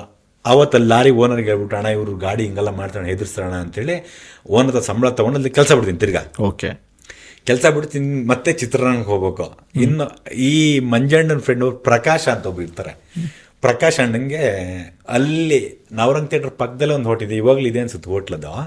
ಆ ಪ್ರಕಾಶ್ ಅಣ್ಣಂಗೆ ಫೋನ್ ಮಾಡಿ ಕೇಳ್ತೀನಿ, ಅಲ್ಲಿ ಅವ್ರು ಹೋಟ್ಲಿಗೆ ಹೋಗ್ತೀನಿ. ಹೋಟ್ಲು ಪ್ರಕಾಶ್ ಅಣ್ಣ ಹಿಂಗೆ ಲಾರಿಲಿ ಕ್ಲೀನರಾಗಿ ಕೆಲಸ ಮಾಡ್ತಿದ್ದೆ. ಲಾರಿಲಿ ಕ್ಲೀನರ್ ಕೆಲಸ ಮಾಡುವಾಗ ನಿಮ್ಗೊಂದು ಹೇಳ್ತೀನಿ ಆ್ಯಕ್ಚುಲಿ ಏನು ಅಂತ ಹೇಳಿದ್ರೆ, ಈ ಲಾರಿಲಿ ಕ್ಲೀನಾಗಿ ಕೆಲಸ ಮಾಡ್ತಿದ್ದಲ್ಲ, ಹತ್ತಿರ 1-2 ವರ್ಷ ಅಲ್ಲಿ ಕೆಲಸ ಮಾಡ್ತೀನಿ. 1 ವರ್ಷ ಕೆಲಸ ಮಾಡಿರ್ತೀನಿ. ಅಲ್ಲಿವರೆಗೂ ನಾನು ಮನೆಯವ್ರಿಗೆ ಎಲ್ಲಿದ್ದೀನಿ ಅಂತ ಗೊತ್ತಿರಲ್ಲ. ಇವ್ರು ಮಂಜಣ್ಣಂಗೂ ಹೇಳಿರಲ್ಲ, ನಮ್ಮ ಅಣ್ಣ ಮನೆಗೂ ಫೋನ್ ಮಾಡಲ್ಲ, ಏನು ಇವರೆಲ್ಲರನ್ನು ಸಂಪೂರ್ಣ ಬಿಟ್ಟು ಹೋಗಿರ್ತೀನಿ ನಾನು. ಮನೇಲಿ ಆಲ್ರೆಡಿ ಏನ್ ಅನ್ಕೊಂಡಿರ್ತೀನಿ, ಇಲ್ಲೆಲ್ಲ ಹುಡುಕ್ತಾ ಇರ್ತಾರಲ್ಲ, ಇವನೇನು ಹೋಗ್ಬಿಟ್ಟವನ, ಬದುಕವನ, ಹೋಗಿ ಜೀವನೇ ಹೋಗ್ಬಿಟ್ಟೈತಾ, ಭಟ್ರ ಹತ್ರ ಕೇಳಿಸೋದು, ಭಟ್ರು ಇಲ್ಲ ಆ ದಿಕ್ಕಲ್ಲವನೇ ಬದುಕವನೇ ಬದುಕನೆ ಬಿಡಿ. ನಮ್ಮೂರ್ಲಿ ಯಾರೊಬ್ರು ಹಿಂಗೆ ಮಿಸ್ ಆಗ್ಬಿಟ್ಟಿದ್ರು, ಬಾಂಬೆ ಹೋಗ್ತಿಂತ ಹೋಗಿ ಬಂದಿಲ್ಲ, ಇವತ್ತಿಗೂ ಬಂದಿಲ್ಲ. ಆ ಥರ ಎಲ್ಲ ಯೋಚನೆ ಮಾಡ್ಬಿಟ್ಟಾರೆ. ಈ ನೆಲಮಂಗಲದ ಹತ್ರ ನಿಮ್ಗೊಂದು ಆಂಜನೇಯನೊಂದು ಸ್ಟ್ಯಾಚ್ಯೂ ಇದೆ, ಹಾಸನ್ ಲೆಫ್ಟ್ ಮಾಡ್ತೀವಿ ಗೊತ್ತಾ, ಅದ್ರ ಪಕ್ಕದಲ್ಲಿ ಲಾರಿದೆಲ್ಲ ಡೋರ್ ಎಲ್ಲ ಹಾಕ್ತಾರೆ, ಡೋರ್ ಎಲ್ಲ ರೆಡಿ ಮಾಡೋದಲ್ಲ ಅಲ್ಲಿ ಮಾಡ್ತಾರೆ. ಈಗ ಎಣ್ಣೆದೆಲ್ಲ ಗಲಾಟೆ ಆಗಿತ್ತು, ಎಣ್ಣೆ ಇಟ್ಟಲ್ಲಿ ಗಲಾಟೆ ಮಾಡ್ಬಿಟ್ಟಿದ್ರಲ್ಲ, ಅಲ್ಲಿ ಸಂಬಳ ಅವ್ರು ಹೇಳಿದ್ರು, ಅದಕ್ಕೆ ನೋಡಿ ಅಲ್ಲಿ ಅದಕ್ಕೆ ಹೇಳಿದವರು, ನೀನು ಕೆಲಸ ಮಾಡೋಕೋಣ, ನೀ ಇಲ್ಲಿ ಇವ್ನ ಜೊತೆ ಹೋಗೋದು ಬೇಡ, ಅಲ್ಲಿ ಲಾರಿ ಕೆಲಸ ಮಾಡ್ತಿದ್ದಾರೆ, ಡೋರ್ ಗೀರೆಲ್ಲ ಕಟ್ಟಿದ್ದಾರೆ, ನೀನು ಹೋಗಿ ನೋಡ್ಕೋ, ಅಲ್ಲಿ ಹೋಗಿ ನೋಡ್ಕೋ ಅಂತ ಹೇಳ್ತಾರೆ. ಹತ್ತತ್ರ 1.5 ವರ್ಷ ಆಗಿರುತ್ತೆ ಅಲ್ಲೇ ಕೆಲಸ ಮಾಡ್ತಾ. ಆಯ್ತು, ಈ ಮನೆಯಲ್ಲ ಹುಡುಕ್ತಿರೋ ಮ್ಯಾಟ್ರ್ ನಂಗೂ ಗೊತ್ತಿಲ್ಲ, ನಾನು ಅದ್ರ ಬಗ್ಗೆ ತಲೆ ಕೆಡ್ಸ್ಕೊಳಕ್ ಹೋಗಿಲ್ಲ, ಅವ್ರು ಯೋಚನೆ ಮಾಡಿಲ್ಲ, ಫೋನು ಮಾಡಿಲ್ಲ, ಏನೂ ಮಾಡಿಲ್ಲ. ಬಟ್ ನಮ್ಮ ಅಣ್ಣ ಮಾಗಡಿಲಿದ್ದಾನೆ ಅಂತ ಗೊತ್ತಿರುತ್ತೆ ನಂಗೆ. ಮಾಗಡಿಲಿ ಕೆಲಸ ಮಾಡ್ತೀನಿ, ಎಲ್ಲಿ ಅಂತ ಗೊತ್ತಿರಲ್ಲ. ಅಣ್ಣ ಮಾಗಡಿಲಿ ಹೋಟ್ಲ ಕೆಲಸ ಮಾಡ್ತೀನಿ ಅಂತ ಗೊತ್ತಿರುತ್ತೆ. ನಾನೇನು ಮಾಡ್ತೀನಿ, ಲಾರಿ ಕೆಲಸ ಮಾಡ್ತಿರ್ತಾರಲ್ಲ, ಸುಮ್ಮನೆ ಕೂತು ಬೋರ್ ಆಗಿರುತ್ತೆ, ಏನು ಮಾಡೋದು, ಹಿಂಗೆ ನೆಲಮಂಗಲೆಲ್ಲ ಸುತ್ತಾಡ್ಕೊಂಡಿದ್ದಾರೆ, ಪಿಕ್ಚರ್ ನೋಡ್ಕೊಂಬೋಣ ಅಂತ ಸೀದಾ ಸಿಟಿಗೆ ಹೋಗ್ತೀನಿ. ಈ ಸೈಡಿಂದ ಆ ಸೈಡ್ ಇದೆಯಲ್ಲ ಸಿಟಿ, ಆ ಕಡೆ ಇದೆ, ಆ ಸಿಟಿಗೆ ಹೋಗ್ತೀನಿ. ಸಿಟಿಗೆ ಹೋದರೆ ಅಲ್ಲಿ ಈ ಬಸ್ ಸ್ಟ್ಯಾಂಡಲ್ಲಿ ಮಾಗಡಿ ಅಂತ ಹಿಂಗೆ ಬರ್ದಿರುತ್ತೆ, ಬಸ್ ಬರ್ದಿರುತ್ತೆ. ನಮ್ಮ ಅಣ್ಣ ಮಾಡಿಲ್ಲ ಅಂದ್ರೆ ನಂಗೆ ಗೊತ್ತಿರುತ್ತಲ್ಲ, ಸರಿ ನೋಡೋಣ ನಮ್ಮ ಅಣ್ಣನ ಹತ್ರ ಹೋಗೋಣ ಅಂತ. ಎಲ್ಲಿದೆ ಅಂತ ಗೊತ್ತಿಲ್ಲ, ಮಾಗಡಿ ಹೋಗೋಣ ಅಂತ. ಮಾಗಡಿ ನಂಗೇನೆ ಗೊತ್ತಿರುತ್ತೆ, ನಂಗೆ ತೀರ್ಥಹಳ್ಳಿ ತರ ಏನೋ ನಮ್ಮೂರು ಬಿದ್ರಳ್ಳಿ ತರ ಇರುತ್ತೆ ಮಾಗಡಿ ಅಂತ. 10 ಮನೆ ಇರುತ್ತೆ, ಕೇಳಿದ್ರೆ ಮಂಡ ಸಿಗ್ತಾನಂತ ಫೀಲಿಂಗ್. ಮಾಗಡಿಲಿ ಹೋಗಿ ನಿಮಗೆ ಮಾಗಡಿ ಹತ್ರ ಒಂದು ಥಿಯೇಟರ್ ಇದೆ, ಇವಾಗ್ಲೂ ಏನೋ ಹೆಸರು ಮಾತ್ಬಿಟ್ಟೆ ಥಿಯೇಟರ್ ಹೆಸರು. ಅಲ್ಲಿ ಹೋಗಿ ಬಸ್ ಇಳಿಸ್ತಾರೆ, ಬಸ್ ಇಳಿತೀನಿ. ಇಳಿದ ತಕ್ಷಣ ಒಂದು ಹೋಟ್ಲ್ ಇರುತ್ತೆ, ಆ ಹೋಟ್ಲಲ್ಲಿ ಹೋಗಿ ಕೇಳ್ತೀನಿ, ಹಿಂಗೆ ಮಂಜುನಾಥ್ ಕೆಲಸ ಮಾಡ್ತಿದಾರ ಅಂತ ಕೇಳ್ತೀನಿ. ಹ್ಞೂ ಅಂತ ನಮ್ಮ ಅಣ್ಣ ಹಿಂಗೆ ಬಗ್ಗೆ ನೋಡ್ರು ನಾನು ಹೆಂಗಾಗಿರ್ತೀನಿ ಗೊತ್ತಾ ಅವಾಗ. ಆ್ಯಕ್ಚುಲಿ ಈ ಕೂದಲೆಲ್ಲ ಫುಲ್ ಕೆಂಪಾಗಿರುತ್ತೆ, ಸಿಮೆಂಟ್ ಧೂಳು ಇದೆಲ್ಲ ಫುಲ್ ಗಾರೆ ಕೆಲಸ ಮಾಡೋರು ಹಿಂಗಾಗತ್ತೆ ಗೊತ್ತಾ, ಅದೆಲ್ಲ ಫುಲ್ಲು ಸಿಮೆಂಟಿಗೆ ಎಲ್ಲ ಹಂಗಾಗಿರುತ್ತೆ. ವಾರಕ್ಕೊಂದು ಸ್ನಾನ.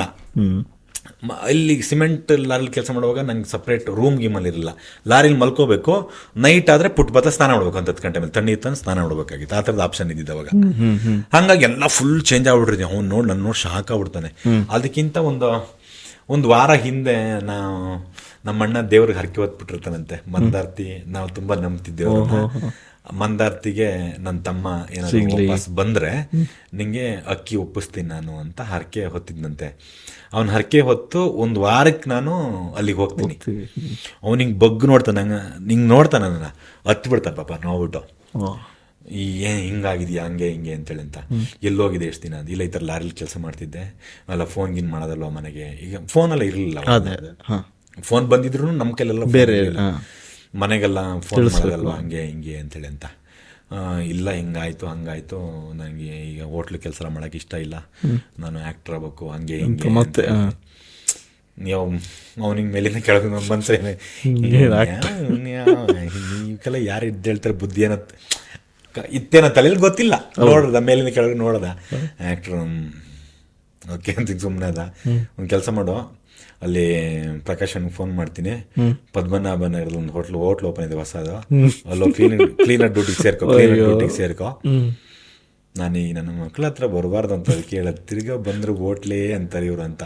ಆಯ್ತು ಫೋನ್ ಮಾಡ್ತೀವಿ, ಸೀದಾ ಪದ್ಮನಾಭನಗರಕ್ಕೆ ಅವ್ರು ಕಳಿಸ್ತಾರೆ ಪ್ರಕಾಶಣ್ಣ. ಓಪನ್ ದ ಕೆರಿಯರ್ ಅಲ್ಲಿಂದ ಶುರು ಆಗುತ್ತೆ ಆಯ್ತಾ. ಜೀವನ ಏರಿಯಾಗಳಿಗೆ ಬಂದಾಗ ಸೀದಾ ಬರ್ತೀನಿ. ಸೀದಾ ಬಂದು ಅಲ್ಲಿ ಕೆಲ್ಸಕ್ಕೆ ಸೇರ್ಕೋತೀನಿ. ಕೆಲ್ಸಕ್ಕೆ ಸೇರಿದಾಗ ಸುಮಾರು ಒಂದು ವರ್ಷ ಆಗಿರುತ್ತೆ. ಅಲ್ಲೊಂದು ಹೋಟ್ಲಿಗೆ ಶೂಟಿಂಗ್ ಮಾಡಕ್ಕೆ ಬರ್ತಾರೆ. ಆಡಿ ನಂಗೆ ಆ ಹೋಟ್ಲಲ್ಲಿ ಎಲ್ಲರೂ ಹೀರೋ ಅಂತ ಕರಿತಾ ಇರ್ತಾರೆ. ಯಾಕೆ ಅಂತ ಹೇಳಿದ್ರೆ ನಾನು ಬರೀ ಸಿನಿಮಾ ಬಗ್ಗೆ ಮಾತಾಡೋದು, ಸಿನಿಮಾ ಆಕ್ಟರ್ ಆಗ್ಬೇಕಂತ ಬಂದು ಎಲ್ಲರಿಗೂ ನಾವೇ ಸ್ಪ್ರೆಡ್ ಇನ್ಸ್ಪಿರೇಷನ್. ಆಕ್ಟರ್ ಆಗ್ಬೇಕಿಂತ ಮೊದ್ಲೇನೆ ನಾನು ಆಕ್ಟರ್ ಅನ್ನೋ ಫೀಲಿಂಗ್ ಅಲ್ಲಿ ಎಲ್ಲರೂ ಹೇಳೋದು ಆಕ್ಟರ್ ನಾನು ಅಂತ.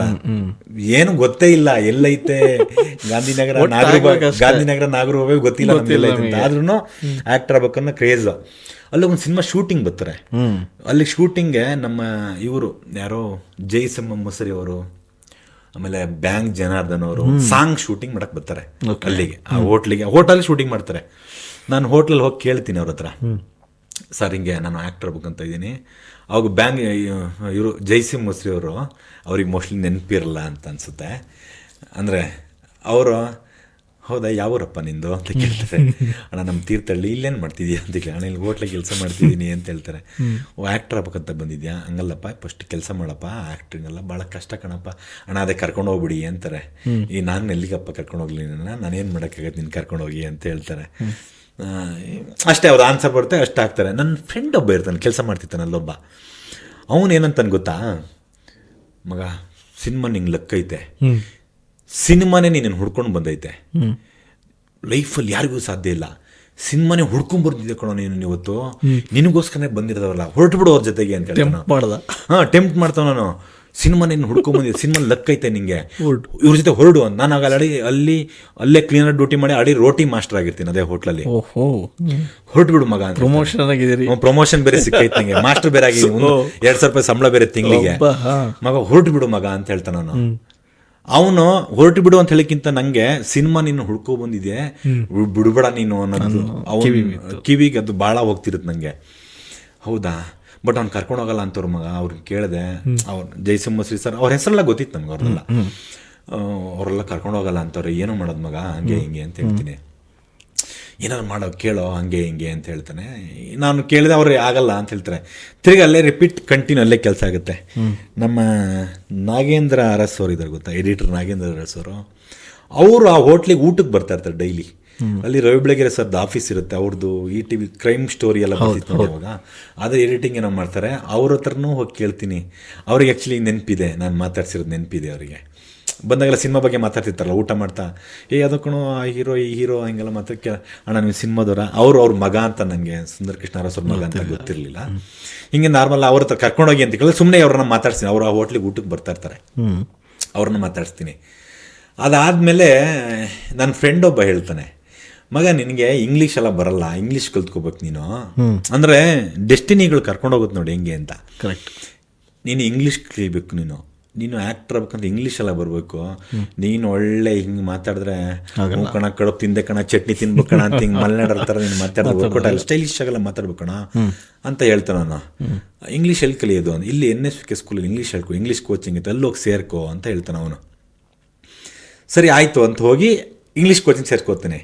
ಅಲ್ಲೊಬ್ಬ ಫ್ರೆಂಡ್ ಆಗ್ತಾನೆ, ಗೊತ್ತಲ್ಲ, ಹೋದ್ಮೇಲೆ ಫ್ರೆಂಡ್ ಆಗ್ತಾರೆ ಯಾರು. ಅವ್ನು ಕೇಳ್ತಾನೆ, ಏನು ಸರ್ ನೀವು ಹೋಟ್ಲೆ ಕೆಲಸ ಮಾಡ್ತೀವಿ, ಇಲ್ಲೇನು ಮಾಡ್ತಿದ್ದೀರಾ, ಇಂಗ್ಲೀಷ್ ಕಲಿತಿದ್ದೀರಾ ಅಂತ. ಇಲ್ಲ ಬಸ್, ಹಿಂಗೆ ಆ್ಯಕ್ಟರ್ ನಾನು, ಇಂಗ್ಲೀಷ್ ಕಲಿತಾ ಇದ್ದೀನಿ, ಆಲ್ರೆಡಿ ಆ್ಯಕ್ಟರ್ ಆಗ್ಬಿಟ್ಟಿದ್ದೀನಿ ನಾನು, ಇಂಗ್ಲೀಷ್ ಕಲಿತಾ ಇದ್ದೀನಿ, ಅದಕ್ಕೆ ಆ್ಯಕ್ಟರ್ ಅಲ್ವಾ, ಇಂಗ್ಲೀಷ್ ಎಲ್ಲ ಬರ್ಬೇಕು, ಅದಕ್ಕೆ ಕಲಿತಾ ಇದ್ದೀನಿ ಸರ್ ಅಂತ ಹೇಳ್ತೀನಿ. ಯಾವ್ದು ಮಾಡಿದಿರಿ ಅಂತ ಹೇಳ್ತಾನೆ. ಇಲ್ಲ ಮಾಡಿಲ್ಲ, ಮಾಡ್ಬೇಕಂತಿದ್ದೀನಿ, ಇನ್ನೂ ಮಾಡ್ಬೇಕಂತ ಇದ್ದೀನಿ ಅಂತ ಹೇಳ್ತಾನೆ. ಸರ್ ಇಲ್ಲಿ ಈ ಸಿಲಿಲಲ್ಲಿ ಪಾರ್ವತಿ ಪರಮೇಶ್ವರ ಎಲ್ಲ ಇಲ್ಲಿ ಶೂಟಿಂಗ್ ಆಗುತ್ತೆ, CK ಚಂದ್ರು ಅವ್ರದ್ದು ಶೂಟಿಂಗ್ ಆಗುತ್ತೆ, ನೀವಲ್ಲೋಗಿ ಚಾನ್ಸ್ ಕೇಳಿ, ನಿಮಗೆ ಚಾನ್ಸ್ ಸಿಗ್ಬೋದಲ್ಲಿ ಅಂತ ಹೇಳ್ತಾರೆ. ಬಟ್ ಅವ್ರ ಹತ್ರ ಹೆಂಗೆ ಹೋಗಿ ಕೇಳೋದು, ನಂಗೆ ಗೊತ್ತಿಲ್ವಲ್ಲ ಅಂತ ಹೇಳ್ತೀನಿ. ನೀವಲ್ಲೋಗಿ ಕೇಳಿ ಚಾನ್ಸ್ ಕೊಡ್ತಾರೆ, ಅಲ್ಲ ಚಾನ್ಸ್ ಕೊಟ್ಟರೆ ನಾನು ಹೋಟ್ಲ್ ಕೆಲಸ ಬಿಟ್ಟು ಹೋಗೋಕ್ಕಾಗಲ್ಲ ಅಂತ ಹೇಳ್ತೀನಿ ಅವನಿಗೆ. ಹೌದಾ, ನೀವು ಹೋಟ್ಲ್ ಕೆಲಸ ಬಿಟ್ಟೋದ್ರೆ ಆಗ್ಬೋದಿಲ್ಲ ಅಂದ್ರೆ ಆಗಲ್ಲ ಅಂತ ಹೇಳ್ತಾರೆ. ಹೌದಾ, ತಿರ್ಗಾ ಮತ್ತೆಲ್ಲ ರೊಟೀನ್ ಕೆಲಸ ಮಾಡ್ತಾ ಇರ್ತೀನಿ. ಅಲ್ಲಿಗೆ ಒಬ್ಬ ಫ್ರೆಂಡ್ ಬಂದು ಕೆಲಸ ಸೇರ್ಕೋತಾನೆ. ಕೆಲಸ ಸೇರ್ಕೊಂಡು ಅವನು ಎಂತ ಪಾಪ ಹೆಡ್ಡ ಅಂದ್ರೆ ಅವನು ಪದ್ಮನಾಭ ನಗರದಿಂದ ಕಾಮಾಕ್ಯಗೆ ಬರೋಕ್ಕೆ 2 ಕಿಲೋಮೀಟ್ರು. ಅವನಿಗೆ ಗೊತ್ತಿಲ್ಲದೆ ಅವನು ಪದ್ಮನಾಭ ನಗರದಿಂದ ಮೆಜೆಸ್ಟಿಕ್ ಹೋಗಿ ಮೆಜೆಸ್ಟಿಕ್ ಇಂದ ಕಾಮಾಕ್ಯಗೆ ಬರ್ತಾ ಇರ್ತಾನೆ. ಅವನು ಆ ಥರದಲ್ಲಿ ಪಾಪ ಅವನು ಬಂದ್ರೆ ಕೆಲಸ ಸೇರ್ಕೋತಾನೆ. ಬಸ್ ಯಾಕೆ ನಿಮ್ಮನ್ನೆಲ್ಲ ಹೀರೋ ಅಂತಾರೆ ಅಂತ ಕೇಳ್ತಾನೆ. ಹಿಂಗೆ ಬಸ್ ಆಕ್ಟರ್, ನಾನು ಹೀರೋ ಆಗ್ಬೇಕಂತ ಬಂದಿದ್ದೀನಿ, ಅದಕ್ಕೆಲ್ಲ ನಿನ್ನ ಹೀರೋ ಅಂತ ಕೇಳಿದ್ರೆ ನೆಕ್ಸ್ಟ್ ನಾನು ಹೀರೋ ಆಗ್ತಿದ್ದೀನಿ, ಅದಕ್ಕೆ ಕರೀತಾರೆ ಅಂತ ಹೇಳ್ತೀನಿ. ಬಾಸ್ ನಾನು ಡೈರೆಕ್ಟರ್ ಆಗ್ಬೇಕಂತ ಬಂದಿದ್ದೀನಿ ಊರ್ ಬಿಟ್ಟು ಅಂತ ನಾನು. ಡೈರೆಕ್ಟರ್ ಹೀರೋ ಅಲ್ಲೇ ಇದಾರೆ. ಅವನು ಹೇಳ್ತಾನೆ ಹೀರೋ ಡೈರೆಕ್ಟರ್ ಆಗ್ಬೇಕಂತ ಬಂದಿದ್ದೀನಿ ಅಂತ ಹೇಳ್ತಾನೆ ಅವನು. ಹೌದಾ ಬಾಸ್, ಒಂದು ಕೆಲಸ ಮಾಡೋಣ, ನಾನೊಂದು ಪ್ರೊಡ್ಯೂಸರ್ ಒಬ್ಬ ಸಿಕ್ಕಿಬಿಟ್ಟಿದ್ರೆ ಅವಾಗಲೇ ಸಿನಿಮಾ ಮಾಡ್ಬಿಡೋದು ಇಷ್ಟೊತ್ತಿಗೆ ಮೋಸ್ಟ್ಲಿ. ಅವ್ನು ಅದಕ್ಕೆ ಹೇಳ್ತಾನೆ, ಅವ್ನು ಹೇಳ್ತಾನೆ ಒಂದು ಕೆಲಸ ಮಾಡೋಣ ಬಾಸ್, ನಂದು ರೂಮ್ ಐತೆ ಜನತಾ ಬಜಾರ್ ಹತ್ರ, ಕೆಲಸ ಬಿಟ್ಬಿಡೋಣ, ಇಬ್ರು ಕೆಲಸ ಬಿಟ್ಬಿಟ್ಟು ನನ್ನ ರೂಮ್ ಹೋಗಿ ಸೇರ್ಕೊಡೋಣ, ನಾವು ಚಾನ್ಸ್ ಹುಡ್ಕೋಣ ಅಂತ ಹೇಳ್ತೀನಿ. ಚಾನ್ಸ್ ಹುಡ್ಕೋಣ ಅಂತ ಹೇಳ್ತಾನೆ. ನಮ್ಮ ಓನರ್ ಜಯಣ್ಣ ಅಂತಿದ್ದಾರೆ, ಅವ್ರಿಗೋಗಿ ಹೇಳ್ತೀನಿ, ಪಾಪ ನಮ್ಮ ಮಕ್ಳು ಥರ ನೋಡ್ಕೊಂಡಿದ್ರು ಓನರ್ ಅವರು. ಅಣ್ಣ ನಾನು ಕೆಲಸ ಬಿಡ್ತಾ ಇದ್ದೀನಿ, ನಾನು ಫುಲ್ ಟೈಮ್ ಇನ್ಮೇಲೆ ಆ್ಯಕ್ಟ್ರ್, ಓಕೆನಾ ಅಣ್ಣ, ನನ್ನ ಸಂಬಳ ಕೊಟ್ಬಿಡ್ರಿ, ನಾನು ಹೊರಟು ಬಿಡ್ತೀನಿ ಅಂತ ಹೇಳ್ತೀನಿ. ಬೇಡ ಕಣೋ, ನಿಮ್ಗೆಲ್ಲ ಅರ್ಥ ಆಗಲ್ಲ ಕಣೋ, ಹಿಂಗೆ ಕೆಲಸ ಮಾಡ್ಕೊಂಡು ಸಣ್ಣ ಹೋಟ್ಲು ಗಿಟ್ಲು ಮಾಡ್ಕೋಬೋದು ಕಣ್ರು, ಎಲ್ಲ ಬುದ್ಧಿವಂತರಿದ್ದಾರೆ ಹುಡುಗರು, ಸ್ವಲ್ಪ ಚೆನ್ನಾಗಿ ಮಾತುಕತೆ ಎಲ್ಲ ಚೆನ್ನಾಗಿ ಮಾತಾಡ್ತಿರ್ತೀವಲ್ಲ, ಹಿಂಗೇನ ಈ ಥರದ್ದು ಮಾಡ್ಕೋಬೋದು ಕಣೋ ಅಂತ ಹೇಳ್ತಾರೆ ಅವರು. ಚಾನ್ಸೇ ಇಲ್ಲ ಅಣ್ಣ, ಫಿಕ್ಸ್ ಆಗ್ಬಿಟ್ಟಿದ್ದೀನಿ ಆ್ಯಕ್ಟರ್ ಅಂತ, ನಾನು ಬರ್ತಾ ಇದ್ದೀನಿ, ಥ್ಯಾಂಕ್ ಯು ಧನ್ಯವಾದ, ಪೇಮೆಂಟ್ ಕೊಟ್ಬಿಟ್ರಿ ನಂದಂತೆ. ಪೇಮೆಂಟ್ ಕೊಡ್ತಾರೆ. ಅವರೊಂದು ಅವಾಗ 4,000 ದುಡ್ಡು ಕೊಡ್ತಾರೆ. ಅವ್ನ ರೂಮ್ ಹೋಗಿ ಸೇರ್ಕೋತೀವಿ. ಶುರುವಾಗುತ್ತೆ ಸರ್ ಯುದ್ಧ ಅಲ್ಲಿಂದ, ನಿಜವಾದ ಯುದ್ಧ. ನಿಮ್ಗೆ ಊಟ ತಿಂಡಿ ಮುಗೀತು. ಇಷ್ಟು ದಿನ ನಾನು ಆಕ್ಚುಲಿ ಕಷ್ಟನೇ ಪಟ್ಟಿಲ್ಲ. ಹೋಟ್ಲ್ ಇತ್ತು, ಊಟ ಇತ್ತು, ರೂಮ್ ಇತ್ತು, ಏನು ಆಕ್ಟರ್ ಆಗ್ತಿಲ್ಲ ಅನ್ನೋದು ಬಿಟ್ರೆ ಎಲ್ಲ ಇತ್ತು. ಆಮೇಲೆ ಈ ಊರ್ ಕಡೆ ಎಲ್ಲ ಬಿಟ್ಬಿಡಿ, ಅದು ನಾರ್ಮಲ್ ಪ್ರೋಸೆಸ್, ಎಲ್ರಿಗೂ ಇದ್ದು ನನಗೂ ಇತ್ತು ಅದು. ರೂಮ್ ಹೋಗಿ 6,000 ರೂಪಾಯಿ ಖರ್ಚಾಗೋ ತನಕ, 4,000 ರೂಪಾಯಿನ ಖರ್ಚಾಗೋ ತನಕ ಆರಾಮಾಗಿದ್ವಿ. ಯಾವ ಚಾನ್ಸು, ಯಾವ ಆ್ಯಕ್ಟಿಂಗು, ಏನು ಎಲ್ಲಿ ಹೋಗಬೇಕು, ಏನು ನಾಲೆಡ್ಜ್ ಇಲ್ಲ, ಝೀರೋ ನಾಲೆಡ್ಜ್. ಒಬ್ರು ಗೊತ್ತಿಲ್ಲ ಎಲ್ಲಿ ಹೋಗಬೇಕು, ಹೆಂಗೆ ಹುಡುಕ್ಬೇಕು, ಶೂಟಿಂಗ್ ಹೆಂಗೆ ಸಿಗುತ್ತೆ ಅಂತ ಹೆಂಗೆ ಗೊತ್ತಾಗುತ್ತೆ ನಮಗೆ. ಇವನು ಹೇಳಿದ್ದಲ್ಲ ಒಬ್ಬ, ಈ ಇಂಗ್ಲೀಷ್ ಕೋಚಿಂಗ್ ಸೆಂಟ್ರನ್ನು, ಅದು ನೆನಪಾಗುತ್ತೆ ನನಗೆ. ಸೀರಿಯಲ್ಗೆ ಹೋಗ್ತೀನಿ, ಸೀರಿಯಲ್ ಚಾನ್ಸ್ ಕೇಳೋಣ ಅಂತ ಅಲ್ಲಿ ಹೋಗ್ತೀನಿ. ಅಲ್ಲಿ ಹೋಗಿ ಫೋಟೋಗಳು ಅವ್ರು ಕೇಳ್ತಾರೆ, ಫೋಟೋ ಬೇಕು ಅಂತ ಹೇಳ್ತಾರೆ. ಫೋಟೋ ಕೊಟ್ಟೋಗಪ್ಪ, ಕೊಡ್ತೀನಿ ಅಂತ. ಅಲ್ಲೂ ಕಂಟಿನ್ಯೂ ಡೈಲಿ ಹೋಗಿ ನಿಂತ್ಕೊಂಡು ಅಭ್ಯಾಸ ಮಾಡಿರ್ತೀವಿ ಅಲ್ಲಿ. ಅಲ್ಲೊಬ್ರು ಊಟಕ್ಕೆ ಬಡ್ಸೋರು ಬಂದು ಕೇಳ್ತಾರೆ ನನ್ನ, ಯಾರಪ್ಪ ಕಂದ ನೀನು ಹಿಂಗೆ ಡೈಲಿ ಬರ್ತಾ ಇದೆಯಲ್ಲ ಅಂತ ಹೇಳ್ತಾರೆ ಅವರು. ಅಣ್ಣ ಹಿಂಗೆ ಆ್ಯಕ್ಟರ್ ಆಗ್ಬೇಕಂತೀನಿ, ಆ್ಯಕ್ಟರ್ ಆಗ್ಬೇಕಂತ ಹಿಂಗೆ ಬಂದು ನಿಂತ್ಕೊಂಡ್ರೆ ಆಗಲ್ಲ ಕಣ, ಚಾನ್ಸ್ ಕೇಳಬೇಕು. ಹೌದಣ್ಣ, ಹೆಂಗಣ್ಣ ಕೇಳಿದ್ರು, ಫೋಟೋ ತಂದು ಕೊಡೋ, ಹಿಂದ್ಗಡೆ ನಂಬರ್ ಬರ್ದು ಕೊಡೋ, ಕರೀತಾರೆ ನಿಂಗೆ ಅವರು. ಇಲ್ಲಾಂದರೆ ESI ಹಾಸ್ಪಿಟ್ಲ್ ಹತ್ರ ಹೋಗೋ, ಅಲ್ಲಾದ್ರ ಮುಂದೆ CK ಚಂದ್ರ ಸರ್ ಆಫೀಸ್ ಇದೆ, ಅಲ್ಲೋಗಿ ಫೋಟೋ ಕೊಡು ಅಂತ ಹೇಳ್ತಾರೆ. ಹೌದು ಸರ್ ಆಯಿತು ಅಂತ ಹೇಳ್ತೀನಿ. ನಾನು ಅಲ್ಲಿ ಕೊಡಲ್ಲ, ಫೋಟೋನ ಅಲ್ಲೇ ಕೊಡ್ತೀನಿ. CK ಚಂದ್ರ ಸರ್ ಹಾಗೆ ಅವರೇ ಇರ್ತಾರೆ ಆಫೀಸಲ್ಲಿ, ಅವ್ರನ್ನ ಭೇಟಿಯಾಗಿ ಅವ್ರಿಗೆ ಫೋಟೋ ಕೊಟ್ಟು ಹಿಂದ್ಗಡೆ ನಂಬರ್ ಬರ್ದು ಕೊಟ್ಟು ಬರ್ತೀನಿ. ಅವ್ರ ಹತ್ರ ಒಂದು 15-20 ಮಂದಿ ಸಣ್ಣ ಕ್ಯಾರೆಕ್ಟರ್ ಮಾಡಿ ಕರೀತಾರೆ. ಅವು ಸಣ್ಣ ಕಳ್ಳ ಪಳ್ಳ ಹಿಂಗೆ ಬತ್ತಿರ್ತಾವಲ್ಲ ಅವು ಇವು ಸಣ್ಣ ಚಿಕ್ಕ ಪುಟ್ಟ ಬತ್ತಿರ್ತಾವಲ್ಲ ಅದನ್ನ ಮಾಡಕ್ ಕರೀತಾರ ಅವರು. ಬಟ್ ನಮ್ಗದು ಸಾಕಾಗಲ್ಲ ಸರ್. ರೂಮ್ ಬಾಡಿಗೆ ಕಟ್ಟಬೇಕು, ಹೀರೋ ಬೇರೆ ಹೀರೋ ಬೇರೆ ಆಗ್ಬೇಕು, ಬಟ್ಟೆ ಈ ತರದೆಲ್ಲ ಕಾನ್ಸೆಪ್ಟ್. ಏನ್ ದುಡ್ಡೇ ಇಲ್ಲ, ಬಾಡಿಗೆ ಕಟ್ಟಕ್ಕೂ ದುಡ್ಡಿಲ್ಲ. ಇದಕ್ಕೆ ಆಲ್ಟರ್ನೇಟ್ ಕೆಲಸ ಬೇಕಲ್ಲ, ಮತ್ತೊಂದು ಆಲ್ಟರ್ನೇಟ್ ಕೆಲಸ ಹೋಗ್ತೀವಿ, ಅದು ಕ್ಯಾಟ್ರಿಂಗ್ ಹುಡುಕ್ತಿವಿ. ಕ್ಯಾಟ್ರಿಂಗ್ ವಾರಕ್ಕೆ 2 ದಿನ ಶನಿವಾರ ಬಂದು ಕ್ಯಾಟ್ರಿಂಗ್ ಹೋದ್ರೆ 150-200 ರೂಪಾಯಿ ದುಡ್ಡು ಕೊಡ್ತಿದ್ರು. ಅದನ್ನ ಬಾಡಿಗೆ ಅಡ್ಜಸ್ಟ್ ಮಾಡ್ತೀವಿ. ಅಲ್ಲಿಂದ ಅವ್ರದ್ದು ಆಕ್ಟಿಂಗು ಸಣ್ಣ ಪುಟ್ಟ ಅಲ್ಲೊಂದು 200-300 ರೂಪಾಯಿ ದುಡ್ಡು ಬರೋದು, ಅದನ್ನ ತಗೊಂಡು ಇದನ್ನ ತಗೊಂಡು ಹಿಂಗ್ ಮಾಡಿ ನಿಧಾನಕ್ಕೆ ಆಕ್ಟಿಂಗ್ ಕೆರಿಯರ್ ಸ್ಟಾರ್ಟ್ ಆಗುತ್ತೆ ಸರ್. ಅಲ್ಲಿಂದ ಇದು ಸಣ್ಣ ಪ್ರೊಸೆಸ್ ಲೈನ್. ಸಣ್ಣ ಪ್ರೊಸೆಸ್ ಒಬ್ಬ ಡೈರೆಕ್ಟರ್ ಬೇರೆ ಸಿಗ್ತಾನಲ್ಲ ಅವ್ನ ಕನ್ಸು. ಆ ಡೈರೆಕ್ಟರ್ ಆದ್ನೇ ಇಲ್ಲ ಸರ್. ಇಲ್ಲ, ಅವ್ರು ಊರ್ಗೆ ಹೊರಟೋದ್ರು ಪಾಪ. ಅಪ್ಪ ಡೈರೆಕ್ಟರ್ ಆಗಿಲ್ಲ ಸರ್. ಇಲ್ಲೇ ನಾನು ಯಾವಾಗ್ಲೂ ಹೇಳೋದೇ ಗೊತ್ತಾ, ಕಷ್ಟ ಬರ್ತಿದೆ ಅಂತ ಹೇಳಿದ್ರೆ ಅದನ್ನ ನಿಮಗೆ ಎದುರಿಸೋ ತಾಕತ್ತಿದೆ, ಅದಕ್ಕೆ ಕಷ್ಟಗಳು ಬರ್ತಿದೆ. ಬರೀ ನಂಗೆ ಕಷ್ಟ ಬರ್ತೈತೆ ಭಗವಂತ ಬರೀ ಕಷ್ಟ ಕೊಡ್ತಾರಂತ ಕೂತ್ಕೊಂಡ್ರೆ ಅದು ತಪ್ಪು. ನನಗೆ ಎದುರಿಸೋ ಶಕ್ತಿ ಇದೆ, ಅದಕ್ಕೆ ಭಗವಂತ ನನಗೆ ಕಷ್ಟ ಕೊಡ್ತಿದ್ದಾನೆ.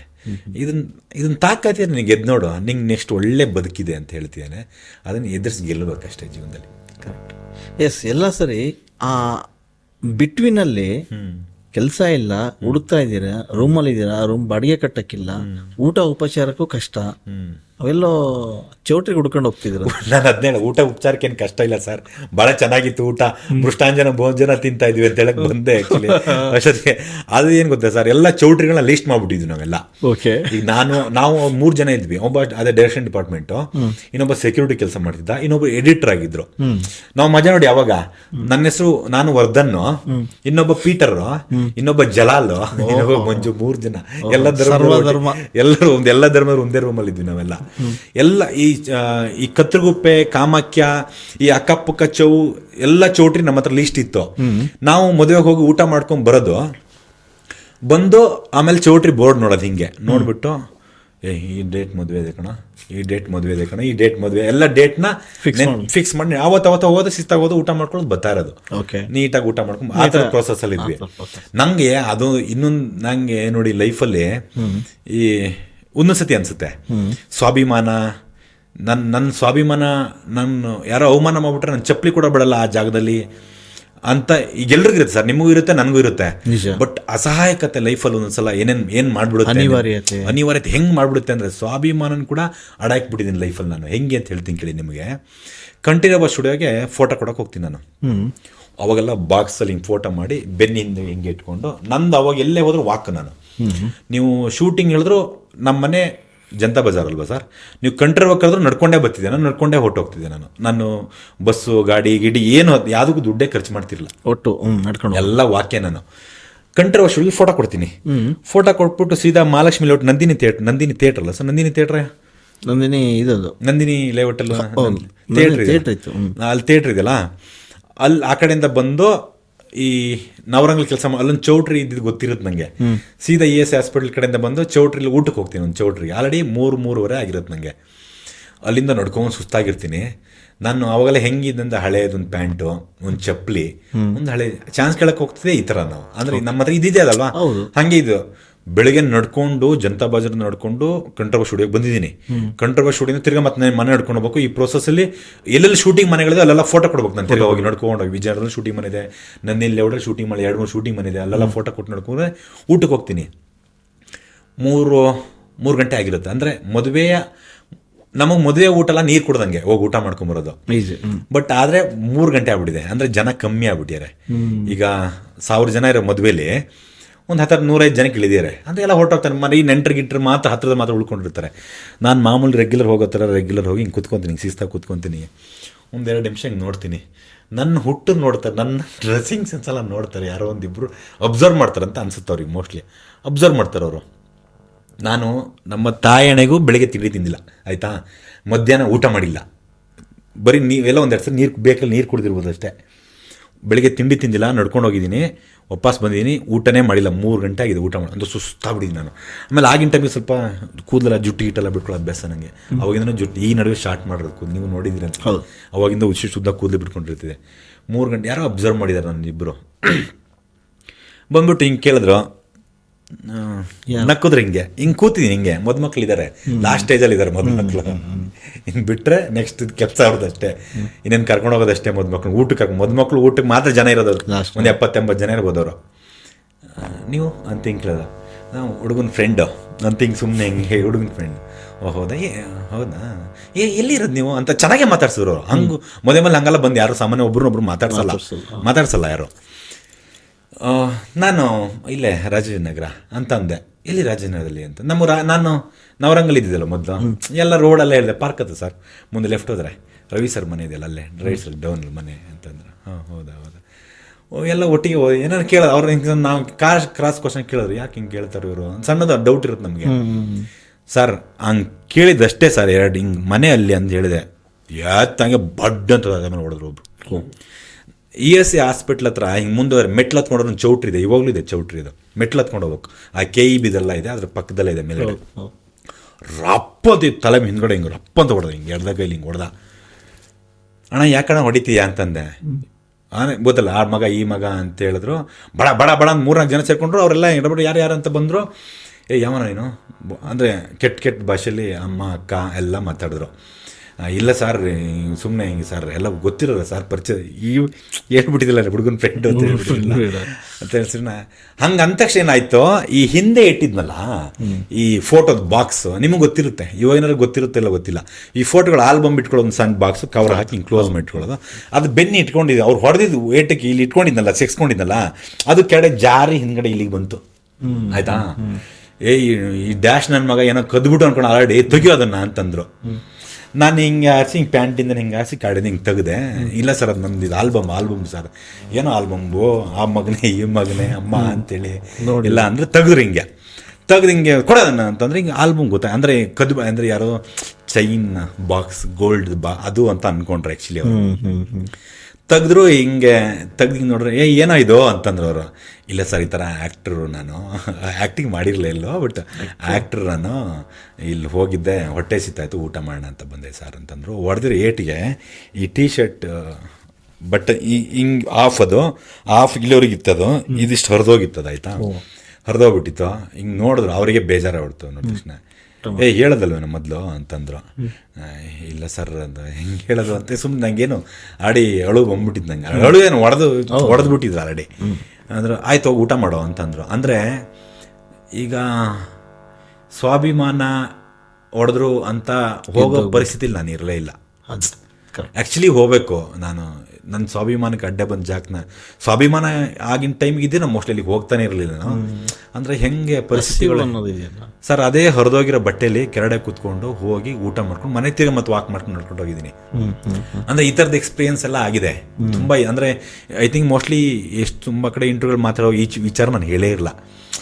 ನೀವು ತುಂಬ ನಂಗೆ ಕನೆಕ್ಟಿವಿಟಿ ಇರೋದ್ರಿಂದ ನಾನು ನಿಮ್ಮ ಹತ್ರ ಮಾತಾಡಿದೆ ಅಷ್ಟೇ. ಎಲ್ಲರ ಜೊತೆ ಮಾತಾಡೋಕೆ ಬರಲ್ಲ ಅನ್ಸುತ್ತದಲ್ಲ, ನಾನು ಎಲ್ಲೂ ಶೇರೇ ಮಾಡಿಲ್ಲ ಈ ವಿಚಾರನ. ಊಟಕ್ಕೋಸ್ಕರ ಒದೇ ತಿಂದಿರೋದನ್ನ ಎಲ್ಲೂ ಶೇರ್ ಮಾಡಿರಲ್ಲ. ಈ ಥರ ಎಲ್ಲ ಮಾಡಿದ್ವಿ ತುಂಬ ಸಲ ನಾವು. ನನ್ನ ಫ್ರೆಂಡ್ ಇನ್ನೊಬ್ಬ ಇದ್ದ, ಇವಾಗಲಿದ್ದಾನೆ, ರಾಹುಲ್ ಅಂತ ಅವನ ಹೆಸರು. ಅವನು ಎಂಥ ಕಳ್ಳ ಅಂದರೆ ಫ್ರೆಂಡ್ಲಿ ಹಂಗೆ ಹೇಳ್ತಿರೋದು ನಾನು. ಬಸ್ಸಲ್ಲಿ ಟಿಕೆಟ್ ತೆಗೆದೆ ಓಡಾಡೋದು ಹೆಂಗೆ, ಊಟ ಮಾಡ್ಬಿಟ್ಟು ಹೆಂಗೆ ಓಡೋಗ್ಬೇಕು, ಇದೆಲ್ಲ ಹೇಳ್ಕೊಂಡು ನಾವು ಎಷ್ಟು ಹೋಟ್ಲಲ್ಲಿ ಹೋಗಿ ಊಟ ಮಾಡಿ ಸರ್ ಈಗೇನು ಗೊತ್ತಾ, ಇಮೇಟ್ ಹೋಗೋದು, ಸಣ್ಣದೊಂದು ಫೋನ್ ಬೇಸಿಕ್ ಸೆಟ್ ಇರೋದು, ಎಲ್ಲಿದ್ಯಾ ಬರ್ತಾ ಇದೆಯಾ, ಬೇಗ ಬರಪ್ಪ ಲೇಟ್ ಆಗುತ್ತೆ, ಅಣ್ಣ ಒಂದು ಇಡ್ಲಿ, ಓಕೆ ಅಣ್ಣ ಆಯ್ತಣ್ಣ, ತಿಂತಾನೆ, ಎಲ್ಲಿದೆ ಹೇಳಿ ಕಾಣಿಸ್ತಾ ಇಲ್ಲ ಕಣ ಅಂತ ಹಿಂಗೆ ಇಳ್ಕೊಂಡು ಮೆಟ್ಲು ಹೇಳ್ಕೊಂಡು ಓಡ್ರಾಕಿಷ್ಣ ಅಷ್ಟೇ, ಓಡ್ತಾ ಇರೋದಷ್ಟೇ ನಿಂತ್ಕೊಂಡು ಎಲ್ಲ ಆಗಿದೆ ಸರ್. ಈ ಥರದೆಲ್ಲ ಮಾಡ್ಬಿಟ್ಟಿದ್ದೀವಿ, ಬೇಜಾನ್ ಮಾಡ್ಬಿಟ್ಟಿದ್ದೀವಿ. ಆಮೇಲೆ ಇಲ್ಲ ಅಂದರೆ ಈ ಚೌಟ್ರಿ ಕ್ಯಾಟ್ರಿಂಗ್ ಕೆಲ್ಸಕ್ಕೆ ಹೋಗ್ತಿದ್ವಿ. ಥಿಯೇಟ್ರ್ ಕೆಲಸ ಇಲ್ಲ ಅಂದರೆ ನಂದಿಲ್ ಲೇಔಟಲ್ಲಿ ಕ್ವಾರ್ಟರ್ಸ್ ಇದೆ ಗೊತ್ತಾ, ಇಡೀ ಕ್ವಾರ್ಟರ್ಸ್ ಪೇಂಟಿಂಗ್ ಮಾಡಿದ್ವಿ ನಾವು. ನಂದಿಲ್ ಲೇಔಟ್ ಕ್ವಾರ್ಟರ್ಸ್ ಇದೆ ನೋಡಿ, ಅಲ್ಲಿ ಪೇಂಟಿಂಗ್ ಕೆಲಸ, ಗೋಡೆ ಉಚ್ಚಿ ಕೊಡ್ತಾ ಇದ್ವಿ. ಗೋಡೆ ಅಂದರೆ ವಾರಕ್ಕೆ ಸಂಬಳ ಕೊಡೋದು. ಆರಂಭ ದಿನಗಳ ಕಷ್ಟದ ದಿನಗಳನ್ನು ಎದುರಿಸಿದ್ರಿ, ಜನ ಎದುರಿಸಿದ್ವಿ ಸರ್. ಓಕೆ, ಸಿನಿಮಾಗೆ ಬರ್ತೀರಿ. ಫಸ್ಟ್ ಸಿನಿಮಾ ಯಾವುದು ನಿಮ್ಮದು? ಫಸ್ಟ್ ಸಿನಿಮಾದಲ್ಲಿ ಕೊಟ್ಟ ಪೇಮೆಂಟ್ ಎಷ್ಟು ಸರ್?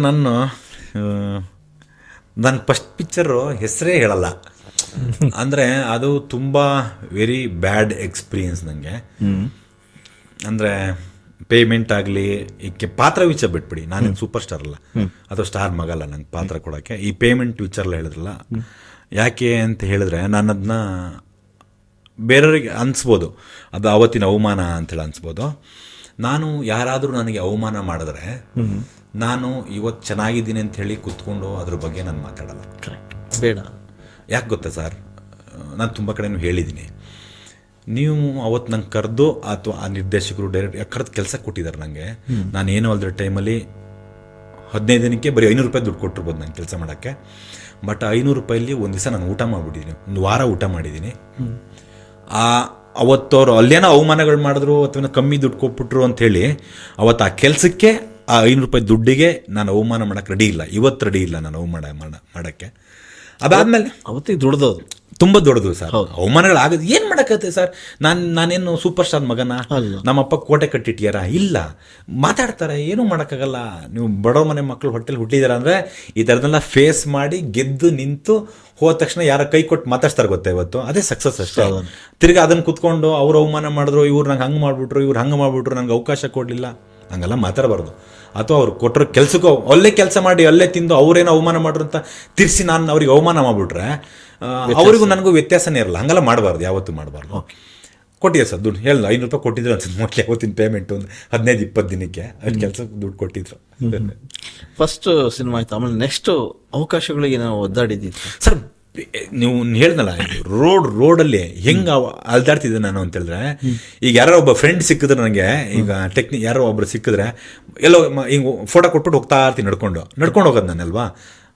ಮಗ ಏನೋ ಇಲ್ಲೇ ಅಂತ, ಇಲ್ಲೇ ನಾ ಫೋಟೋ ಕೊಡೋಕೆ ಹೋಗಿದ್ದೆ. ಹಾಂ ಹೌದಾ, ಏಯ್ ಅಲ್ಲಿ ಶೂಟಿಂಗ್ ನಡೀತವೆ, ಫೋಟೋ ಕೊಟ್ಬಿಡು ಅನ್ನೋರು. ಹಂಗೆ ಅಂದ ತಕ್ಷಣ ಇಮೇಟ್ ಓಕೆ ಅಣ್ಣ ಬಾಯ್ ಅಣ್ಣ, ಹೋಗ್ತಾ ಇರೋದಷ್ಟೇ, ಡಬ್ಬ ಬಾರ ಇಲ್ಲಿ ಏನಣ್ಣ, ಏಯ್ ಚಂದ್ರಣ್ಣಂದು ಜನರೇಟರ್ ಗಾಡಿಗಳು ನಿಲ್ಲಿಸ್ತಾರೆ, ಫೋಟೋ ಗಿಟ ಕೊಟ್ಬಿಡಿ ಅಲ್ಲಿ ಅಂದರೆ ಶೂಟಿಂಗ್ ಜನರೇಟರ್ ಗಾಡಿ ನಿಂತಿದೆ ಅಂದರೆ ಅಲ್ಲಿ ಯಾರೋ ಶೂಟಿಂಗ್ ಮಾಡ್ತವ್ರೆ, ಅಲ್ಲೋಗಿ ಫೋಟೋ ಕೊಡ್ಬೇಕು ಅನ್ನೋದು ಕಾನ್ಸೆಪ್ಟ್ ನಂದು. ಆ ಥರ ಓಡಾಡಿದ್ದೀನಿ. ನೀವು ಯಾರು ಆಫೀಸ್ ಹಾಕಿದ್ರು ಬಿಡ್ತಿರ್ಲಿಲ್ಲ, ಯಾರು ಇಲ್ಲೊಂದು ಸಿನಿಮಾ ಶುರು ಆಗ್ತಿದೆ ಡೈರೆಕ್ಟರ್ ಶುರು ಮಾಡ್ತಾರೆ ಗೊತ್ತಾದ್ರೆ ಅವ್ರನ್ನ ಬಿಡ್ತಿರ್ಲಿಲ್ಲ. ಇಡೀ ಗಾಂಧಿನಗರ ಗಲ್ಲಿ ಸರ್, ನಾಗರಭಾವಿ, ಗಾಂಧಿನಗರಕ್ಕಿಂತ ನಾಗರಭಾವಿ, ಇನ್ನು ನಾಗರಭಾವಿಗೆಲ್ಲ ಎಂಟ್ರಿ ಆಗ್ತಿದ್ವು. ಗಾಂಧಿನಗರ ಮುಗಿತಿರೋ ಟೈಮು ನಾಗರಭಾವಿಲ್ಲ ಶುರು ಆಗ್ತಿದ್ದು, ಎಂಟ್ರಿ ಆಗ್ತಿದ್ದು ಟೈಮ್ ಅವೆಲ್ಲ. ಆಫೀಸ್ ಹುಡುಕಿ ಹೊಡಿತಾರೆ ಗೊತ್ತಾ ನಿಮ್ಗೆ. ಮೊನ್ನೆ ನಮ್ಮ ಭಾರತೀಯ ಸೈನಿಕರೆಲ್ಲ ಹೊಡೆದ್ರು ಗೊತ್ತಾ, ಹುಡುಕಿ ಹಂಗೆ ಹುಡುಕಿ ಕೊಟ್ಟಿದ್ದೀನಿ, ಫೋಟೋಸ್ ಎಲ್ಲ ಕೊಟ್ಟಿದ್ದೀನಿ. ಓಕೆ, ಎಲ್ಲ ಆಯ್ತು. ಆರಂಭದಲ್ಲಿ ಎಲ್ಲ ವಿಲನ್ ಆಗಿ ಸಿಗ್ತಾ ಇದ್ರು, ಸಣ್ಣ ಪುಟ್ಟ ಕ್ಯಾರೆಕ್ಟ್ರು. ಹೌದೌದು. ನಿಮಗೆ ಒಂದು ಸಿನಿಮಾದಲ್ಲಿ ಟರ್ನಿಂಗ್ ಪಾಯಿಂಟ್ ಅಂತ ಇರುತ್ತೆ ಗೊತ್ತಾ? ಹೌದೌದು. ಅದು ಯಾವ್ದು ಸರ್? ನಂಗೆ ಅದು ಉಗ್ರಂ ಸಿನಿಮಾನೇ. ಅಲ್ಲಿವರೆಗೂ ಸೀರಿಯಲ್ಗಳು ಸಣ್ಣ ಪುಟ್ಟ ಅದು ಇದು ಎಲ್ಲ ಮಾಡ್ಕೊಂಡು ಸೀರಿಯಲ್ ಎಲ್ಲ ಮಾಡ್ತಿದ್ದೆ ನಾನು, ಚೆನ್ನಾಗೇ ಮಾಡ್ತಿದ್ದೆ ನಾನು. ಸೀರಿಯಲ್ ಸುಮಾರು ಕೆಲಸ ಮಾಡ್ಕೊಂಡಿದ್ದೆ ನಾನು. ಆ್ಯಕ್ಚುಲಿ ನಾನು ಚೆನ್ನಾಗಿ ಒಳ್ಳೆ ಪೇಮೆಂಟ್ ತೊಗೊಂಡು ಕೆಲಸ ಮಾಡ್ಕೊಂಡೇ ಇದ್ದೆ, ಒಂದು 3-4 ಸೀರಿಯಲ್ ಕೆಲಸ ಮಾಡ್ಕೊಂಡು. ಈ ಸಿನಿಮಾಲ್ ಆ್ಯಕ್ಟ್ ಮಾಡ್ಬೇಕು ಅಂತ ಸೀರಿಯಲ್ ಹೊರಟೋಗಿದ್ನಲ್ಲ, ಅದು ಟ್ರಿಗರ್ ಆಗೋದು ನಮಗೆ, ಸಿನಿಮಾಲ್ ಆ್ಯಕ್ಟ್ ಮಾಡ್ಬೇಕಲ್ಲ ಅಂತೇಳಿ ಅಂತ. ಅದ್ಯಾವುದೋ ಒಂದು ಸಿನಿಮಾ ಹೀರೋ ಆಗಿ ಸಣ್ಣ ಪುಟ್ಟ ಏನೋ ಒಂದು ಕ್ಯಾರೆಕ್ಟರ್, ಹೀರೋ ಫ್ರೆಂಡ್ಸ್ ಆ ಥರ ಮೇಜರ್ ರೋಲ್ ಆಯಿತು. ಅದರಲ್ಲಿ ಒಂದಷ್ಟೇನೋ ಒಂದು ಬೇರೆ ಥರ ಏನೋ ನಾನು ಹೇಳ್ದಲ್ಲ, ಅವಮಾನದ ಬಗ್ಗೆ ನಾನು ಮಾತಾಡಲ್ಲ, ನನ್ನ ಕಡೆಗೆ ಅದ್ಯಾವುದೂ ನಾನು ಶೇರ್ ಮಾಡಲ್ಲ ಅಷ್ಟೇ. ಅಲ್ಲೇನೋ ಸಣ್ಣ ಆಯಿತು, ತಿರ್ಗಾ ಇಲ್ಲ ಕ್ಯಾರೆಕ್ಟರ್ ಸ್ಟಾರ್ಟ್ ಮಾಡೋಣ ಅಂಥೇಳಿ ಯಾರೋ ನನ್ನ ಫ್ರೆಂಡ್ ಒಬ್ಬ ಉಗ್ರಮ್ದು ಆಡಿಷನ್ ಮಾಡ್ತಾಯಿದ್ರು. ನನ್ನ ಫ್ರೆಂಡ್ ಅದೇ ಎಲ್ಲ ಊಟದ ಕಷ್ಟದ ಟೈಮೇ ಅದಾಯ್ತಾ, ಊಟಕ್ಕೆ ಇರಲಿಲ್ಲ, ಹಾಗೆ ಫೋಟೋಗಳು ಕೊಟ್ಕೊಂಡು ಓಡಾಡ್ತಿದ್ದ ಟೈಮೇ. ಫ್ರೆಂಡ್ ಮನೆಗೆ ಹೋಗಿದ್ವಿ, ಅವನು ಆಟೋ ಓಡಿಸ್ತಾ ಇದ್ದ ನನ್ನ ಫ್ರೆಂಡು. ಮಗ ಇಲ್ಲಿ ಆ ಸಿನಿಮಾ ಹೆಸರು ಉಗ್ರಂ ಅಂತಿರಲಿಲ್ಲ, ನಂದೇ ಅಂತಿತ್ತು, ಟೈಟ್ಲ್ ಆ್ಯಕ್ಚುಲಿ ಇತ್ತಿತ್ತು. ಆವಾಗ ಇಲ್ಲಿ ಮುರಳಿ ಸರ್ದೊಂದು ಸಿನಿಮಾ ನಂದೇ ಅಂತ ಆಡಿಷನ್ ಮಾಡ್ತೀರಂತೆ, ಬಾ ಮಗ ಅವಾಗ ಆಡಿಷನ್ ಕೊಟ್ಬಿಟ್ಬೇಡ ಅಂತಂದ. ಆಡಿಷನ್ ನನ್ನ ಕೆರಿಯರಲ್ಲೇ ಕೊಟ್ಟಿಲ್ಲ ನಾನು ಯಾರಿಗೋ. ಅಂದರೆ ಆಡಿಷನ್ ಕೊಟ್ಟರೆ ಕರೆಯಲ್ಲ ಅಂತ, ಹಂಗೆ ಇನ್ನೇನು ಬೇರೆಲ್ಲ. ಆಡಿಷನ್ ಕೊಟ್ಟರೆಲ್ಲ ಕರೆಯಲ್ಲ ಕಣೋ, ಎಲ್ಲ ಕಾಂಟ್ಯಾಕ್ಟ್ ಇದ್ದರೆ ಕರೀತಾರೆ, ಇಲ್ಲ ಅಂತ ಕರೆಯಲ್ಲ. ಸುಮ್ಮನೆ ನಾವು ಆಡಿಷನ್ ಕೊಡೋದಲ್ಲ ವೇಸ್ಟು. ನಾನು ಆಡಿಷನ್ ಕೊಟ್ಟಿದ್ದು ಇಲ್ಲ, ನಾನು ಯಾರಿಗೂ ಫೋಟೋ ಕೊಟ್ಬಿಟ್ಟು ಕಾಂಟ್ಯಾಕ್ಟ್ ಮಾಡಿ ಕಾಂಟ್ಯಾಕ್ಟ್ ಬೇಸ್ ಮೇಲೆ ಆ್ಯಕ್ಟ್ ಮಾಡ್ತಿದ್ದೆ ಬಿಟ್ಟರೆ ಆಡಿಷನ್ ಕೊಟ್ಟಿದ್ದಲ್ಲಿ ಭಾಳ ಕಮ್ಮಿ. ನಾನು ಎಲ್ಲೋ 1-2 ಮಾಡಿರ್ಬೋದು, ಅಲ್ಲಿ ಕರೆದಿಲ್ಲ ನನ್ನ ಕಣಕ್ಕೆ ಆಡಿಷನ್ ಎಲ್ಲ ಕೊಡ್ತಿಲ್ಲ. ನನ್ನ ಫ್ರೆಂಡ್ಗೆ ಒಂದು ಕಂಡೀಷನ್, ಮಧ್ಯಾಹ್ನ ಊಟ ನೀನು ಕೊಡ್ಸಿದ್ರೆ ನಾನು ಆಡಿಷನ್ ಬಂದು ಕೊಡ್ತೀನಿ, ಜೊತೆಲಿ ಹೋಗೋಣ ಬೇಕಾರೆ ಅಂತ ಅಂದೆ ನಾನು. ಸರಿ ಆಯ್ತು, ನಾನು ಊಟ ಕೊಡ್ತೀನಿ ಬಾ. ಚಾಮರಾಜಪೇಟೆ ರೈಸ್ ಬಾತ್ ಗೊತ್ತು ನಿಮ್ಗೆ, ಗೊತ್ತಿರ್ಬೋದು ಚಾಮರಾಜಪೇಟೆ ರೈಸ್ ಇವಾಗಲೂ ಇದೆ ಅದು. ಅಲ್ಲೋಗಿ ಹೊಟ್ಟೆ ತುಂಬ ಊಟ ಮಾಡ್ಕೊಂಡು ಊಟ ಕೊಡ್ತಾ ಆಡಿಷನ್ಗೆ ಹೋದ್ವಿ. ಎಲ್ಲ ಡೈಲಾಗ್ ಅಕ್ಕ ಮಕ್ಕ ಎಲ್ಲ ಮಾಡಿ ಡಮಾಲ್ ಡಿಮಿಲ್ ಡೈಲಾಗ್ ಹೇಳ್ತಾ ಕೂಗ್ತಾವ್ರು ಎಲ್ಲರೂ, ಡೈಲಾಗ್ ಮಾಸ್ ಡೈಲಾಗ್. ನನ್ನ ಫ್ರೆಂಡ್ ಅಂತೂ ಹೋಗಿ ನಾವು ನಾಟಕ ಎಲ್ಲ ಮಾಡ್ತಾ ಇದ್ವಿ. ರಂಗ ಬೂಡಿದಂಗಳ ಅಂತ ಟೀಮಲ್ಲಿ ನಾಟಕನೂ ಮಾಡ್ಕೊಂಡಿದ್ದೆ ನಾನು. ಎಲ್ಲ ಫುಲ್ ಧಮಾಲ್ ಧಿಮಿಲ್ ನಾಟಕಗಳು ಹೇಳ್ತಾ ಇದ್ದೆ, ಎಲ್ಲ ಡೈಲಾಗ್ ಹೇಳ್ತಾ ಇದ್ರು. ನನ್ನನ್ನು ಕರೆದು ಹೊರಡೆ ಹೋದೆ. ಯಾರು ಡೈಲಾಗ್ ಹೇಳ್ರಿ ಅಂತ ಪ್ರಶಾಂತ್ ನೀಲ್ ಸರ್ ಇದ್ದರು, ಆಮೇಲೆ ಕೋ ಡೈರೆಕ್ಟ್ರು ಎಲ್ಲ ಇದ್ದರು. ಯಾವ್ದಾದ್ರು ಒಂದು ಡೈಲಾಗ್ ಇರುತ್ತೇನ್ರಿ ಹೇಳ್ತೀರಾ ಅಂತಂದರು. ಸರ್ ಈಗ ನಾನು ಡೈಲಾಗ್ ಹೇಳಿದ್ರೆ ನನಗೆಲ್ಲ ಅಭ್ಯಾಸ ಆಗಿಬಿಟ್ಟಿರುತ್ತೆ, ಆಲ್ರೆಡಿ ಹೇಳಿ ಅಭ್ಯಾಸ ಇರುತ್ತೆ ನನಗೆ. ನೀವು ಯಾವ್ದಾದ್ರು ಒಂದು ಡೈಲಾಗ್ ಕೊಡಿ ನನಗೆ, ಇಲ್ಲಿ ಕೊಡಿ, ಹಿಂಗೆ ನೋಡಿ ಹಿಂಗೆ ಹೇಳ್ಬಿಡ್ತೀನಿ ಸರ್, ನಾನು ಟೈಮೇ ತೊಗೊಳಲ್ಲ, ಕಲ್ತ್ಕೊಂಡು ಬರಲ್ಲ ನಾನು, ಹಿಂಗೆ ನೋಡ್ತೀನಿ ಹಿಂಗೆ ಹೇಳ್ತೀನಿ ಸರ್ ಅಂತಂದೆ. ಪ್ರಶಾಂತ್ ಸರ್ ಏನೋ ಬರೀತಾ ಇದ್ರು, ಹಿಂಗೆ ನೋಡಿದ್ರು, ನನ್ನನ್ನು ನೋಡಿದ್ರು. ಫೋಟೋ ತಂದಿದ್ದೀರಾ ಅಂತ ಅಂದರು. ತಂದಿದ್ದೀನಿ ಸರ್ ಅಂತಂದೆ. ಮಾಮೂಲಿ ಇಲ್ಲಿಂದ ತೆಗೆದು 2 ಫೋಟೋ ಹಿಂಗೆ ಕೊಟ್ಟೆ. ಹೇಳ್ತೀವಿ ಹೋಗಿ ಅಂತಂದರು ಅಷ್ಟೇ. ಇಲ್ಲ ಏನು ಮಾಡುವಂತನೇ ಹೇಳಿಲ್ಲ ಅವರು. ಹೇಳ್ತೀನಿ ಹೋಗಿ ಅಂತಂದ್ರೆ ಮೋಸ್ಟ್ಲಿ ಏನಾದ್ರು ಆಟಿಟ್ಯೂಡ್ ಮಾಡ್ಬಿಟ್ಟ ನಾನು ಅದು ತಲೆಯಲ್ಲಿ ನೋಡಿ ಹಿಂಗೆ ಹೇಳ್ತೀನಿ. ನನ್ನದು ನನ್ನ ಕಾನ್ಫಿಡೆನ್ಸ್ ನಾನು ಹೇಳಿದ್ದವ್ರಿಗೆ. ಆಯಿತು ಹೇಳ್ತೀವಿ ಫೋಟೋ ಕೊಟ್ಟೋಗಿ ಅಂತಂದರು. ನಾನು ಯಾವುದೋ ಶೂಟಿಂಗಲ್ಲಿ ಪ್ರಜ್ವಲ್ ಸರ್ದೊಂದು ಸಿನಿಮಾ ಮಾಡ್ತಿದ್ದೆ, ಜಿದ್ದಿ ಅಂತ ಒಂದು ಸಿನಿಮಾ ಆ್ಯಕ್ಟ್ ಮಾಡ್ತಾಯಿದ್ದೆ. ಫೋನ್ ಬಂತು, ಅಸೋಸಿಯೇಟ್ ಡೈರೆಕ್ಟರ್ ಸರ್ ಫೋನ್ ಮಾಡಿದ್ರು. ಫೋನ್ ಮಾಡಿಬಿಟ್ಟು ಪ್ರಶಾಂತ್ ಸರ್ ಡೈರೆಕ್ಟರ್ ಸರ್ ಕರಿತೀರಿ, ಬನ್ನಿ ಮಿನರಲ್ ಮಿಲ್ಗೆ ಬನ್ನಿ ಒಂದು ಸಲ ಅಂತಂದರು. ಹೋದೆ. ಡೈರೆಕ್ಟರ್ ನೋಡಿದ್ರೆ ಹಿಂಗೆ ಕೂದಲು ಎಷ್ಟು ಬೇಕೋ ಅದು ಬಿಟ್ಬಿಡ್ರಿ, ದಾಡಿ ಶೇವಿಂಗೆಲ್ಲ ಏನು ಮಾಡಿಬಿಡ್ರಿ ಆಯಿತಾ ನೀವು ಅಂತಂದ್ರೆ ಆಯ್ತು ಓಕೆ ಸರ್ ಅಂತಂದರು. ನಾನು ಏನು ಎಲ್ಲ ಅಷ್ಟೊಂದು ಜನ ಅದು ಆ್ಯಕ್ಚುಲಿ ಅದೊಂದು ಚಿಕ್ಕ ರೋಲ್ಗೆ ಆಡಿಷನ್ ಮಾಡ್ತಿದ್ದದಲ್ಲ, ಅದೇ ಬರೀ ಸ್ಮಾಲ್ ರೋಲ್. ಅದು ಶೂಟಿಂಗ್ ಮುಗಿದೋಗಿತ್ತು ಆ್ಯಕ್ಚುಲಿ ಆ ಪಿಕ್ಚರ್ದು. ಅವಾಗ ನಾನು ಆ್ಯಕ್ಟ್ ಮಾಡೋ ಟೈಮಲ್ಲಿ ನಮ್ಮ ಪೋರ್ಷನ್ ಮಾತ್ರ ಮಾಡಿದ್ದು, ಮೊದಲೆಲ್ಲ ಫುಲ್ ಕಂಪ್ಲೀಟ್ ಆಗಿ ಹೋಗಿತ್ತದೆಲ್ಲ. ಎಲ್ಲ ಹಾಗೆ ಬಿಟ್ಬಿಡಿ ಅಂತಂದರು. ಆಮೇಲೆ ಸ್ಪಾಟ್ಗೆ ಹೋದೆ, ಆ್ಯಕ್ಟ್ ಮಾಡಿದೆ, ರಿಲೀಸ್ ಆಯಿತು. ರಿಲೀಸಾಗಿ 6 ತಿಂಗಳಿಗೂ ಏನಾದರೂ ಎಫೆಕ್ಟ್ ನಮಗೆ ಗೊತ್ತಾಗಲಿಲ್ಲ, ನನಗೆ ಗೊತ್ತಾಗಲಿಲ್ಲ. ಚೆನ್ನಾಗಿದೆ ಸಿನಿಮಾ ಅಂತೆಲ್ಲ ಅಂದರು. ಸಿನಿಮಾ ಆಮೇಲೆಲ್ಲ ಅಲ್ಲಿ ಫೋನ್ ಲೀಕ್ ಆಯಿತು, ಫೋನಲ್ಲಿ ಬಂದ್ಬಿಡ್ತು, ಪಿಕ್ಚರ್ಲ್ಲ ಬಂತು ಅದು ಆ ಟೈಮಲ್ಲಿ. ಆ ಸಿನಿಮಾನ ಎಲ್ಲರೂ ನೋಡೋಕೆ ಸ್ಟಾರ್ಟ್ ಮಾಡಿ ಬೇರೆ ಥರದ ಮೇಕಿಂಗ್ ಹಂಗೆಲ್ಲ ಸ್ಟಾರ್ಟ್ ಮಾಡಿಬಿಟ್ರು ಗೊತ್ತಾ. 6-7 ತಿಂಗಳು ಆದಮೇಲೆ ಸರ್ ಎಲ್ಲೆಲ್ಲಿ ಹೋಗಿ ಫೋಟೋಗಳು ಕೊಟ್ಕೊಂಡ್ಬಂದಿದ್ದೆ ಗೊತ್ತಾ ನಾನು, ಅದೆಲ್ಲ ವರ್ಕ್ ಆಗಿ ಸ್ಟಾರ್ಟ್ ಆಯ್ತು ನನಗೆ. ಆ ಸಿನಿಮಾನೆಲ್ಲ ಮೊಬೈಲ್ಗೆಲ್ಲ ಬಂದ್ಬಿಟ್ಟಿತ್ತಪ್ಪ ಟೈಮಲ್ಲಿ ಪಿಕ್ಚರ್. ಅದು ಮೊಬೈಲೆಲ್ಲ ನೋಡೋರು ಕೂತ್ಕೊಂಡು ಅಲ್ಲಿ ನೋಡೋರು ಎಲ್ಲ ಸಿನಿಮಾ ನೋಡಿದ್ರಲ್ಲ. ಇವ್ನು ಅವತ್ತು ಬಂದಿದ್ದಲ್ಲ ಫೋಟೋ ಕೊಟ್ಟೋಗಿದ್ದ, ಅವನು ಕರೀರಿ ಇವನ್ನ ಚಿಕ್ಕ ರೋಲ್ ಸಕಾಲ ಮಾಡೋಣ, ಚಿಕ್ಕ ರೋಲು. ಹಂಗೆ ಅದು ವರ್ಕ್ ಆಗ್ಬಿಡ್ತು ನಂಗೆ. ಅದು ಅಲ್ಲಿಂದ ಎಲ್ಲೋ ಕಷ್ಟಪಟ್ಟಿದ್ದು ಯಾವಾಗಲೋ ಬೀಜ ಹಾಕಿದ್ದು ನಾನು, ಅದು ಅವತ್ತು ಮರ ಆಗ್ಬಿಡ್ತದು. ಹಂಗಾಯ್ತದ. ಅದಾದ್ಮೇಲೆ ಸರ್ ಇವತ್ತಿನವ್ರು ತಿರುಗಿ ನೋಡಿಲ್ಲ, ಇಲ್ಲಿದವ್ರಿಗೆ ಚೆನ್ನಾಗಾಗಿದೆ, ಕೆರಿಯರ್ ಚೆನ್ನಾಗಿ ನಡೀತದೆ. ಈಗ ಸುಮಾರು ಒಂದು 60ರಿಂದ ಸರ್ 60 ಸಿನಿಮಾ ಹತ್ತತ್ರ ಆಗಿದೆ. 3 ಸಿನಿಮಾ ಹೀರೋ ಮಾಡಿ ರಿಲೀಸ್ ಆಗಿದೆ ಸಿನಿಮಾಗಳು. ಹಫ್ತಾ ಅಂತ ಒಂದು ಸಿನಿಮಾ ಫಸ್ಟ್ ಹೀರೋ ಆಗಿ ಮಾಡಿದ್ದು ನಾನು. ಅದಾದ್ಮೇಲೆ ಈಗ 4ನೇ ಸಿನಿಮಾ ಹೀರೋ ಆಗಿ ಮಾಡಿದ್ದೀನಿ, ರಿಲೀಸ್ ರೆಡಿ ಇದೆ. ಅಂದ್ರೆ ದಾರಿ ಯಾವುದೇ ವೈಕುಂಠಕ್ಕೆ ಅದೊಂದು ಬ್ಯೂಟಿಫುಲ್ ಸಿನಿಮಾ. ಹೌದೌದು, ಎಮೋಷನಲ್ ಕಂಟೆಂಟ್. ಹೌದೌದು. ಆ ಸಿನಿಮಾ ಸಾಕಷ್ಟು ಮಾತಾಡ್ತದೆ. ಹೌದೌದು, ಹಲವಾರು ಕ್ರಿಟಿಕಲಿ ತುಂಬಾ ಮಾತಾಡಿ ಸಿನಿಮಾ. ಸುಮಾರು 100 ಪ್ರಶಸ್ತಿಗಳು ಬಂತು. ನನಗೂ ಬೆಸ್ಟ್ ಆಕ್ಟರ್ ಅಂತ ಅವಾರ್ಡ್ ಬಂತು. ಹೌದು. ಬಹಳ ಖುಷಿ ಇದೆ ನಂಗೆ. ಆ ಕಥೆನೂ ಅಷ್ಟೇ. ನಾನು ಹಫ್ತಾ ಹೀರೋ ಆಗಿ ಕಮರ್ಷಿಯಲ್ ಸಿನಿಮಾ ಮಾಡಿದ್ದು, ಅದನ್ನು ಅಚಾನಕ್ಕಾಗಿ ಸಿಕ್ಕಿ ಸಿನಿಮಾ. ಅದನ್ನು ಹಫ್ತಾನೂ ಅಷ್ಟೇ, ಯಾವುದೋ ಸಿನಿಮಾಲಿ ಕ್ಯಾರೆಕ್ಟರ್ ಮಾಡೋದು ನೋಡಿ ಕರೆದು ಕೆಲಸ ಮಾಡಿಸಿಕೊಟ್ಟಿದ್ದು. ಇದೂ ಅಷ್ಟೇ. ಇದು ಹಫ್ತಾ ಆದ ತಕ್ಷಣ ಇಮ್ಮಿಡಿಯೇಟು ಸಿದ್ದು-ಪೂರ್ಣಚಂದ್ರ ಸರ್ ಫೋನ್ ಮಾಡಿ ಈ ಥರದೊಂದು ಸಿನಿಮಾ ಮಾಡ್ತಿದ್ದೀನಿ. ನನಗೆ ತುಂಬ ಡೌಟ್ ಇತ್ತು, ಮಾಡಬೇಕಾ ಬೇಡವಾ. ಯಾಕಂದರೆ ನಾನು ಸ್ವಲ್ಪ ಕಮರ್ಷಿಯಲ್ ಮೈಂಡ್. ಅಂದರೆ ನಾನು ಕಮರ್ಷಿಯಲ್ ನೋಡೋದು ಅಷ್ಟೇ, ಮಾಡೋದು ಅಷ್ಟೇ. ಹೊಡೆದ್ರೆ 100 ಜನ ಎಗರ್ತಾ ಇರಬೇಕು, ಈ ಥರದ ತಲೆ ನಂದೆ. ಹಾಗೆ ರೋಪಲ್ಲಿ ಹೋಯ್ತಾ ಇರಬೇಕು, ನಡ್ಕೊಂಡು ಹೋಗ್ತಿರೋ ಈ ಥರ ತಲೆ. ಈ ಥರದೊಂದು ಕತೆ ಹೇಳಿದಾಗ ನಾನೊಂದು 3-4 ಡೇಸ್ ಸರ್, ಒಂದು 3-4 ದಿನ ಒಂಚೂರು ಟೈಮ್ ಕೊಡಿ ಸರ್ ಇದು ಅಂತ. ನನ್ನ 1 ಜನ ಸ್ನೇಹಿತರ ಕೇಳಿದಾಗಲೂ ಬೇಡ ಕಣೋ, ಯಾಕೋ ಕಮರ್ಷಿಯಲ್ ಮಾಡಿ ಆರ್ಟ್ ಫಿಲ್ಮ್ ಥರ ಬೇಡ ಅಂತೇಳಿ ಅಂತ. ಬಟ್ ನಾನೇ ಕೂತ್ಕೊಂಡು ಯೋಚನೆ ಮಾಡಿದಾಗ ವರ್ಧನ್ ಬರೀ ಇದುವರೆಗೂ ನೆಗೆಟಿವ್ ರೋಲು, ಕೂಗಾಟ, ಚೀರಾಟ ಎಲ್ಲ ಈ ಥರದ್ದು ಮಾಡಿದ್ದಾನೆ. ಈ ರೋಲ್ ಮಾಡಿದ್ರೆ ಆ್ಯಸ್ ಎನ್ ಆ್ಯಕ್ಟರ್ ನನ್ನನ್ನು ಬೇರೆ ಥರ ಯೋಚನೆ ಮಾಡ್ತಾರೆ, ಚಿತ್ರರಂಗ ಮೋಸ್ಟ್ಲಿ ಬೇರೆ ಥರ ರಿಸೀವ್ ಮಾಡ್ತಾರೆ. ಅಲ್ಲ ಆ ಥರ ಅಲ್ಲ, ಅಂದರೆ ವರ್ಧನ್ ಎಲ್ಲದನ್ನೂ ಮಾಡ್ತಾನೆ ಬರೀ ಅದನ್ನೇ ಮಾಡ್ಬಿಟ್ಟಿದ್ನಲ್ಲ. ಅದೊಂಥರ ಬ್ರ್ಯಾಂಡ್ ಆಗ್ಬಿಟ್ಟಿತ್ತು. ಚೂರಾಟ ಕೂಗಾಟ ಅಂದ್ರೆ ಕರೀರಿ ವರ್ಧನ್. 3 ಸೀನ್ ಇದೆ, 4 ಸೀನ್ ಇದೆ, ಕರೀರಿ ವರ್ಧನ್, ಹೊಡಿ ವರ್ಧನ್, ಹೊಡಿ ಬಡವರ ಮನೆ ಮಕ್ಳು ಕರ್ಕೊಂಡು ಹೊಡಿರಿ ಸಾಮ ಅಂತೇಳಿ ಹೊಡೆದು ಕಳ್ಸೋರು. ಹಂಗೆ ಈ ಪಾತ್ರ ನಾನೇನಾದ್ರು ಮಾಡಿದ್ರೆ ಇದು ಮೋಸ್ಟ್ಲಿ ಬೇರೆ ತರ, ವರ್ಧನ್ ಬೇರೆ ತರ ಕಾಣಿಸ್ಕೋತಾನೆ ಅಂತೇಳಿ ಮಾಡಿದ್ದು. ಲಿಟ್ರಲಿ ಅದು ಅಂದ್ರೆ ನನ್ನ ಕೆರಿಯರ್ ಪ್ಲಸ್ ಆಯ್ತು. ಆ ಸಿನಿಮಾ ಪ್ಲಸ್ ಆಯಿತು, ಒಳ್ಳೆ ಕ್ರಿಟಿಕಲ್ನೂ ಆಯಿತು. Bengaluru film festival best actor ಅಲ್ಲ ಬೆಸ್ಟ್ ಫಿಲ್ಮ್ ಅಂತ ಅವಾರ್ಡ್ ಬಂತು. ನನಗೂ ಬೇರೆ ಕಡೆ ಬೆಸ್ಟ್ ಆ್ಯಕ್ಟರ್ ಅವಾರ್ಡ್ ಬಂತು. ಭಾಳ ಖುಷಿ ಆಯಿತು ಆ ಸಿನಿಮಾ ಕೆಲಸ ಮಾಡಿತ್ತು. ಇಷ್ಟು ವರ್ಷದ ಜರ್ನಿ, ಹೆಚ್ಚು ಕಮ್ಮಿ ಒಂದು 15-16 ವರ್ಷ ಆಯ್ತು ಸರ್. ಈ ವರ್ಷದ ಜರ್ನಿಯಲ್ಲಿ ಒಂದ್ಸರಿ ಹಿಂಗೆ ತಿರುಗಿ ನೋಡಿದ್ರೆ ಏನು ಅನಿಸುತ್ತೆ ಸರ್? ನನಗೆ ಆ ಥರ ಖುಷಿ ಏನಾಗಲ್ಲ. ಅಂದರೆ ನನ್ನ ಕನಸು ಬೇರೆ ಥರ ಇದೆ. ಇದೆಲ್ಲ ನಾನು ಕಂಡ್ರ ಕನಸು ಇದಲ್ಲ. ಬಟ್ ಈ ಹೋಗೋ ದಾರಿ ಇದೆಯಲ್ಲ, ದಾರಿ ಬಗ್ಗೆ ಅಂದರೆ ಈಗ ಗುಡ್ ಸಬಾಷ್ ಅಂತ ಹೇಳೋಕ್ಕೆ ನಮ್ಮ ಹಿಂದೆ ಯಾರು ಇಲ್ಲ ಅಂತ ನಂಗೆ ಗೊತ್ತಿದೆ. ಯಾರೋ ಸ್ನೇಹಿತರು 4 ಜನ ಇರ್ಬೋದು ಅಷ್ಟೇ, ಬಿಟ್ರೆ ಏನೋ ಯಾರು ಇಲ್ಲ. ಹಂಗಾಗಿ ಅಥವಾ ಯಾರನ್ನು ಕರೆದು ಮಾಡ್ದೆ ಕಣೋ ಏನೋ ಒಂದು ಅಂತ ಹೇಳೋರು ಯಾರು ಇಲ್ಲದೆ ಇರೋದು ನನ್ನ ಬೆನ್ನ ನಾನೇ ತಟ್ಕೊಂಡು ಹಿಂದೆ ತಿರುಗಿ ನೋಡಿದ್ರೆ ಇದು ರೈಟ್ ಹಾದಿಲಿ ಇದೀನಿ ನಾನು. ಓಕೆ, ಮುಳ್ಳು ಕಲ್ಲು ಎಲ್ಲ ಸಿಕ್ಕಾಪಟ್ಟೆ ಇದ್ರಿಂದ ಒಂಚೂರು ಲೇಟ್ ಆಯಿತು, ಚುಚ್ಕೊಂತು, ಟ್ರೀಟ್ಮೆಂಟ್ ತೊಗೊಂಡು ಬಂದು ಇಲ್ಲಿವರೆಗೆ ಹೋಗಿದ್ದೀನಿ.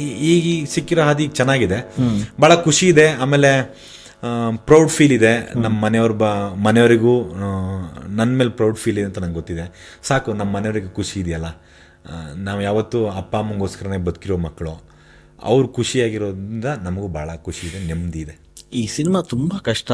ಇಲ್ಲಿ ಎಲ್ಲೋ ಒಂದು ಕಡೆಗೆ ಆಗಲ್ಲಪ್ಪ, ನಾನು ಸಸ್ಟೈನ್ ಆಗೋದು ಕಷ್ಟ, ಹೋಗ್ಬಿಡೋಣ ಸಾಕು, ನಾನು ಮತ್ತೆ ಅದೇ ಹೋಟೆಲ್ ಗಿಟಲ್ ಕೆಲಸ ಮಾಡೋಣ ಅಂತ ಅನ್ಸಿಲ್ವಾ? ಇಲ್ಲ, ನಂಗೆ ಯಾವತ್ತು ಹೇಳಿದ್ನ ಸರ್ ಅವಾಗ, ಇಷ್ಟೆಲ್ಲ ಕಷ್ಟ ಬರ್ತಿದೆ ಅಂತ ಹೇಳಿದ್ರೆ ಸಿನಿಮಾಗೋಸ್ಕರ ಅಲ್ಲ, ಬರ್ತಾ ಇದೆ ಅಂತ ಹೇಳಿದ್ರೆ ಇದನ್ನು ಎದುರಿಸೋ ಶಕ್ತಿ ನಂಗೆ ಭಗವಂತ ಕೊಟ್ಟಿದ್ದಾನೆ ಅಂತ ಅದ್ರ ಅರ್ಥ.